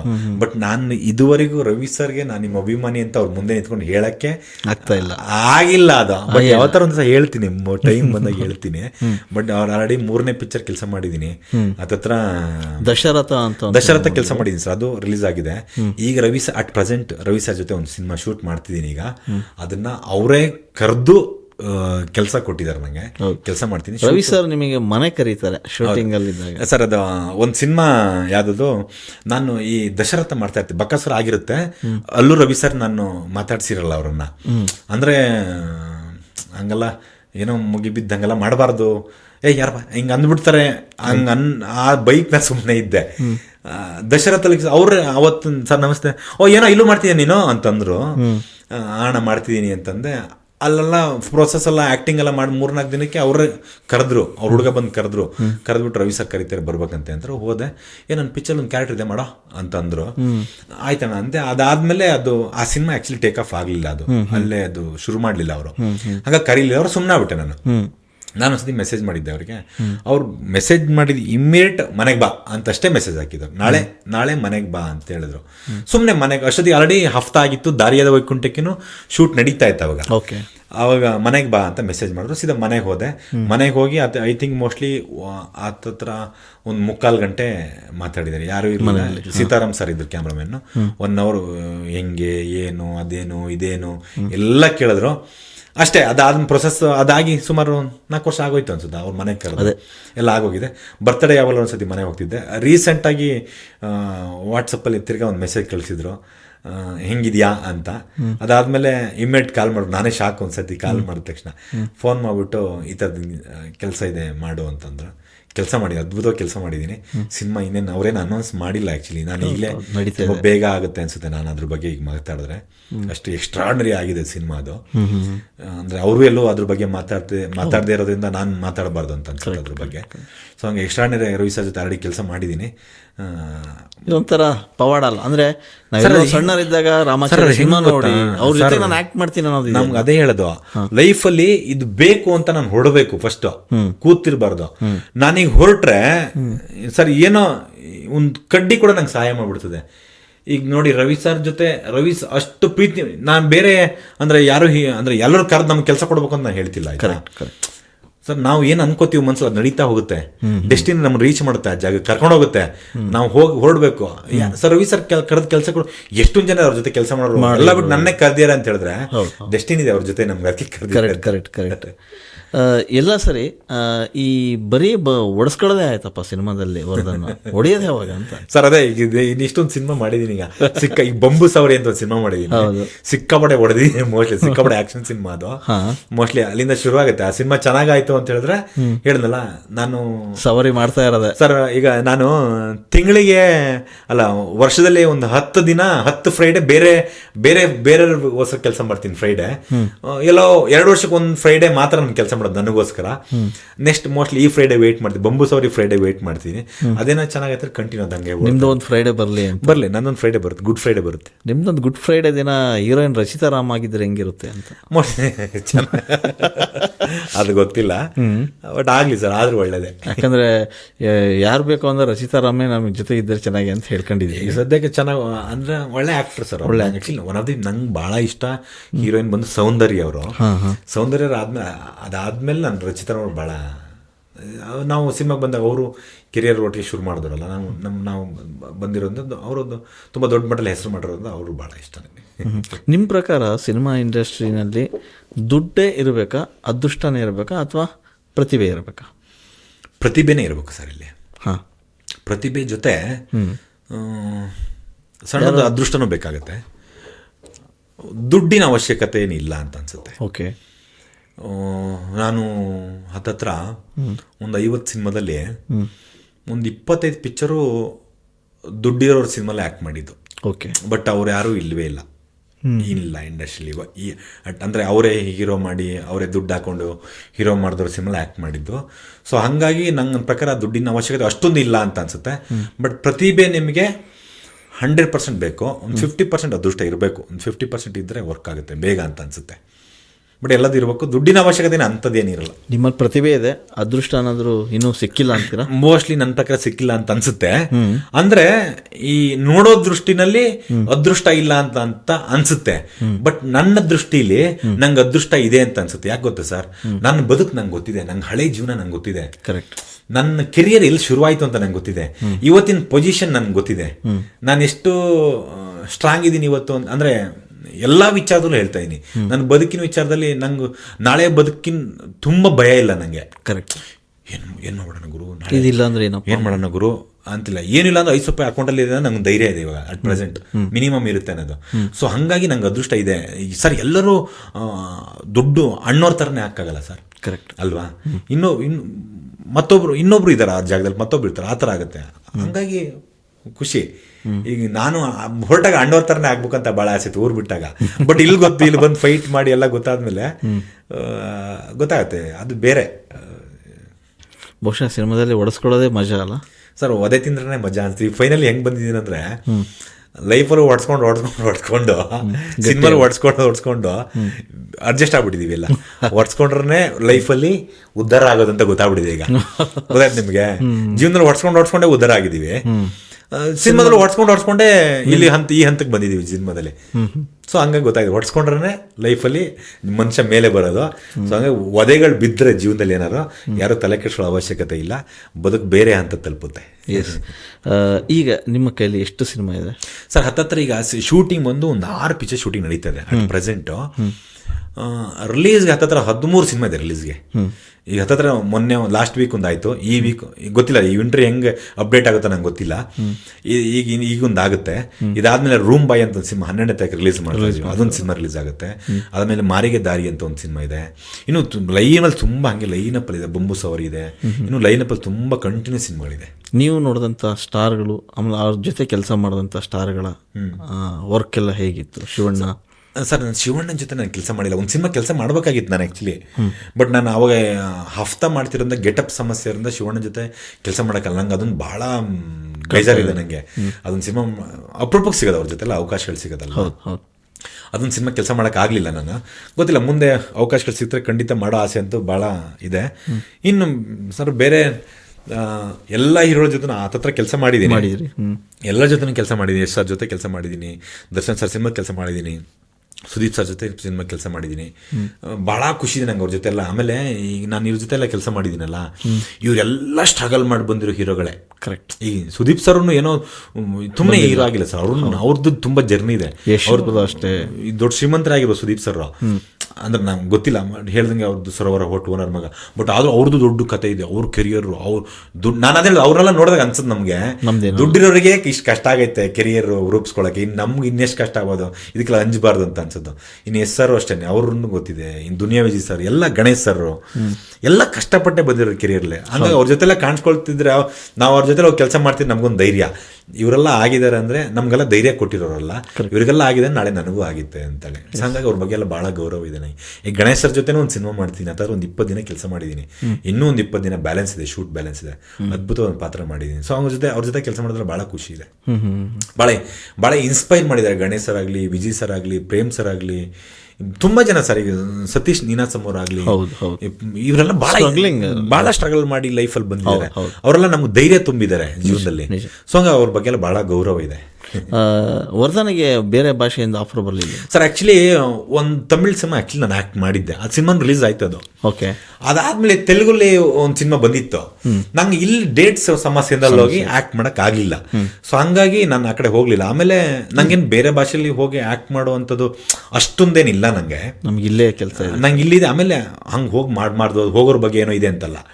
ನಾನು ಸಿಕ್ಕಾಪಟ್ಟೆ ಕನ್ನಡ ಗಿರಣ ಇದೆಲ್ಲ ಸ್ವಲ್ಪ ಜಾಸ್ತಿ. ನನಗೆ ಕರೆದ್ರೆ ಹೋಗಲ್ಲ ಅಂತಲ್ಲ, ಹೋಗಬಾರ್ದು ಅಂತನಲ್ಲ, ಹಂಗೆ ನಾನಾಗೇ ಹೋಗಲ್ಲ. ಬಂದರೆ ಹೋಗ್ತೀನಿ. ನನ್ನ ತಾಯಿನ ಬಿಟ್ಟು ಬೇರೆ ತಾಯಿನ ಹುಡ್ಕಕ್ಕೆ ನಾನು ಹೋಗಲ್ಲ. ಕರೆದ್ರೆ ಪಕ್ಕದ ಮನೆ ತಾಯಿ ಕರೆದ್ರೆ ಊಟ ಹಾಕಿದ್ರೆ ಅವ್ರಿಗೆ ಗೌರವ ಕೊಟ್ಟು ಊಟ ಮಾಡ್ಕೊಂಡು ಬರ್ತೀನಿ. ಬಟ್ ನನ್ನ ತಾಯಿನ ಬಿಟ್ಟು ಪಕ್ಕದ ಮನೆ ತಾಯಿ ಹತ್ರ ನಾನು ಊಟ ಕೇಳೋ ಮಗ ಅಲ್ಲ. ನಾನು ನನ್ನ ತಾಯಿ ಹತ್ರನೇ ಊಟ ಮಾಡೋದು. ನನ್ನ ತಾಯಿ ಮಾಡಲಲ್ಲೇ ಮಲಗೋನು ನಾನು ಯಾವತ್ತಿದ್ರು. ಸೊ ಹಂಗಾಗಿ ನನಗೆ ಭಾಳ ಖುಷಿ, ಇಲ್ಲೇ ಕೆಲಸ ಮಾಡ್ತೀನಿ. ಇಷ್ಟೊತ್ತು ವರ್ಧನ್ ತೀರ್ಥಹಳ್ಳಿ ತಮ್ಮ ಸಿನಿಮಾ ಜರ್ನಿ ಉದ್ದಕ್ಕೂ ಒಂದಷ್ಟು ಅವರ ಏರಿಳಿತಗಳು, ಸೋಲು ಗೆಲುವು ಎಲ್ಲವನ್ನೂ ಹೇಳ್ತಾ ಬಂದರು. ಅಂದರೆ ಇಂಡಸ್ಟ್ರಿ ಅಂದಮೇಲೆ ಕಾಮನ್, ಇಲ್ಲಿ ಕಷ್ಟಪಡಬೇಕು, ಕಾಲೆಳೆಯಿರ್ತಾರೆ, ಅದನ್ನು ಇಟ್ಕೊಂಡು ಮೇಲೆ ಹತ್ತಬೇಕು, ಅವೆಲ್ಲದನ್ನು ಕೂಡ ವರ್ಧನ್ ಮಾಡಿದ್ದಾರೆ. ಮುಂದಿನ ದಿನಗಳಲ್ಲಿ ವರ್ಧನ್ ನಿಮ್ಮ ಜರ್ನಿ ಇನ್ನಷ್ಟು ಕಲರ್ಫುಲ್ ಆಗಿರಲಿ. Thank you sir. ನಿಮ್ಮ ಎಲ್ಲ ಸಿನಿಮಾಗಳು ಕೂಡ ಒಳ್ಳೆಯ ಯಶಸ್ಸಿಕ್ಕಿ ನೀವು ಆದಷ್ಟು ಬೇಗ ಹೊಡೆಸ್ಕೊಳ್ಳೋದು ಬಿಟ್ಟು ಹೊಡೆಯೋ ಕಡೆ ಗಮನ ಕೊಡ್ರಿ ಅಂತ ಹೇಳ್ತಾ ನಮ್ಮ ಪಾಡ್ಕಾಸ್ಟ್ ಸರ್. ಆಮೇಲೆ ನಾನು ಇನ್ನೊಂದು ಇಚ್ಛೆ ನೋಡಿ, ಈಗ ಕಾಲೆಳೆಯರು ಅದ್ರ ಮಧ್ಯೆ ಹೇಳ್ತಾ ಇರ್ತೀನಿ ಅಂದರೆ, ನಾನು ತುಂಬ ದೂರ ಉದಾಹರಣೆ ಹೋಗೋದೇ ಇಲ್ಲ. ನಾನು ಈ ಕಾಲು ಕೈ ಎಳೆಯೋರ ಮಧ್ಯೆ ಕೈ ಹಿಡಿಯೋರು ಹೆಂಗೆ ಸಿಗ್ತಾರೆ ಅಂತ ಹೇಳ್ತೀನಿ. ನಾನು ಉದಾಹರಣೆಗೆ ನಿಮ್ಮನ್ನೇ ಹೇಳ್ತೀನಿ. ನನಗೆ ನೀವು ತುಂಬ ಆತ್ಮೀಯರು ಆ್ಯಕ್ಚುಲಿ, ಆಯಿತಾ. ನಾನು ಬಿಗಿನಿಂಗ್ ಕೆರಿಯರ್ ಶುರು ಮಾಡೋದು ನಾನು ಏನೂ ಅಲ್ದಿರೋ ಟೈಮಲ್ಲಿ ನೀವು ಒಂದು ಪತ್ರಿಕೆಯಲ್ಲಿ ಕೆಲಸ ಮಾಡ್ತಿದ್ರಿ. ನಾನೆಲ್ಲೋ ಹಿಂಗೆ ಸಣ್ಣದೊಂದು ಪಾತ್ರ ನೋಡಿ ಪ್ರೆಸ್ ಮೀಟ್ ಹೋದಾಗ ನಮ್ಮನ್ನು ಪ್ರೆಸ್ ಮೇಲೂ ಕೂರಿಸಿರಲ್ಲ ನಾನು ಕೂರಿಸಿರಲ್ಲ ಅಂತ ಹೇಳ್ಬಾರ್ದು, ಕೂರಿಸೋ ಟೈಮಲ್ಲ, ಸ್ಥಾನ ಆಗಲು ಆ ಟೈಮಲ್ಲಿ ನನ್ನನ್ನು ಮಾತಾಡಿಸಿ ನಾನು ಹೀರೋ ಆದಾಗ ನನಗೆ ನೀವು ಫೋನ್ ಮಾಡಿ ನೀವು ಕೆಲಸ ಮಾಡ್ತಿದ್ದ ಪತ್ರಿಕೆಯಲ್ಲಿ ಒಂದು 1/2 ಪೇಜ್ ಆರ್ಟಿಕಲ್ ಮಾಡಿದ್ರಿ. ನನಗೂ ನಿಮಗೂ ಏನೂ ಇಲ್ಲ, ನೀವು ಪತ್ರಕರ್ತರು, ನಾನೊಬ್ಬ ಕಲಾವಿದ ಅಷ್ಟೇ. ಅಂದರೆ ಕಾಲು ಎಳೆಯೋರ ಸಿಕ್ಕಿದ್ರೆ ಕೈ ಹಿಡಿಯೋರ ಜೊತೆ ಇರ್ತಾನೆ. ತುಂಬ ಎಲ್ಲೆಲ್ಲೋ ಹೇಳಬೇಡ, ಅವಾಗ ಎಲ್ಲೆಲ್ಲೋ ಮಾತಾಡ್ತಿದ್ದೆ ನೋಡಿ, ನೀವೇ ಇದ್ದೀರಾ ಹಿಂಗೆ ಕೈ ಹಿಡಿಯೋರು ಜಾಗ ಹೆಜ್ಜೆಗಿರ್ತಾರೆ ಕೈ ಹಿಡಿಯೋರು. ನಾವು ಅವ್ರನ್ನ ಗಮನಿಸ್ತಾ ಇರಬೇಕು. ಕೈ ಹಿಂಗೆಲ್ಲೋ ಕೊಟ್ಟಿರ್ತಾರೆ, ಅದನ್ನ ಇಟ್ಕೊಂಡು ಮೇಲೆ ಹತ್ಕೊಂಡು ಹೋಗ್ತಿರ್ಬೇಕು. ಹಾಗಾಗಿ ನಿಮಗೊಂದು ಸ್ಪೆಷಲ್ ಥ್ಯಾಂಕ್ಸ್. ನನ್ನ ಕೆರಿಯರ್ಲಿ ನೀವು ತುಂಬ ಕಾಂಟ್ರಿಬ್ಯೂಟ್ ಮಾಡಿದ್ದೀರಿ. ಪ್ರತಿ ಹಂತದಲ್ಲೂ ಸಪೋರ್ಟ್ ಮಾಡಿದಿರಿ. ಉದಾಹರಣೆಗೆ ಹೇಳ್ತಿರೋದು, ನಿಮ್ಮ ಮಕ್ಳ್ಯಾರೋ ಮಾಡ್ತಿದ್ರೆ ಎಷ್ಟು ಸಪೋರ್ಟ್ ಮಾಡ್ಬೋದೋ ಅಷ್ಟು ಸಪೋರ್ಟ್ ಮಾಡಿದ್ದೀರಿ. ಅಷ್ಟು ಸಪೋರ್ಟ್ ನಾವು ಮಾಡಿದ್ವಿ. ನಂಗೆ ಭಾಳ, ನಾವು 2 ಸಿನಿಮಾ ಕೆಲಸ ಮಾಡುವಾಗ ನಿಮ್ಮ ಜೊತೆ ನಾನು ಕೆಲಸನೂ ಮಾಡಿದ್ದೀನಿ. ನಾನು ತುಂಬ ನಿಮ್ಮ ಬಗ್ಗೆನೂ ನಂಗೆ ಭಾಳ ಗೌರವ ಇದೆ. ನಾನು ಹೇಳ್ತಿರೋದು, ತುಂಬ ದೂರ ಇರಲ್ಲ, ಕೈ ಹಿಡಿದು ಅಲ್ಲೆಲ್ಲ ಅಕ್ಕಪಕ್ಕ ಇರ್ತಾರೆ. ಕೈ ಹಿಡಿದವ್ರನ್ನ ಅವ್ರ ಕೈ ಹಿಂಗೆ ಕೊಟ್ಟಾಗ ಹತ್ಕೊಂಡು ಅವರಿಗೂ ಗೌರವ ಕೊಟ್ಕೊಂಡು ಹೋದ್ರೆ ಇನ್ನೂ ಬೇರೆ ಹಂತಕ್ಕೆ ಹೋಗ್ತೀನಿ. Special thanks sir. ಒಳ್ಳೆಯದಾಗಲಿ. Thank you sir. Thank you sir.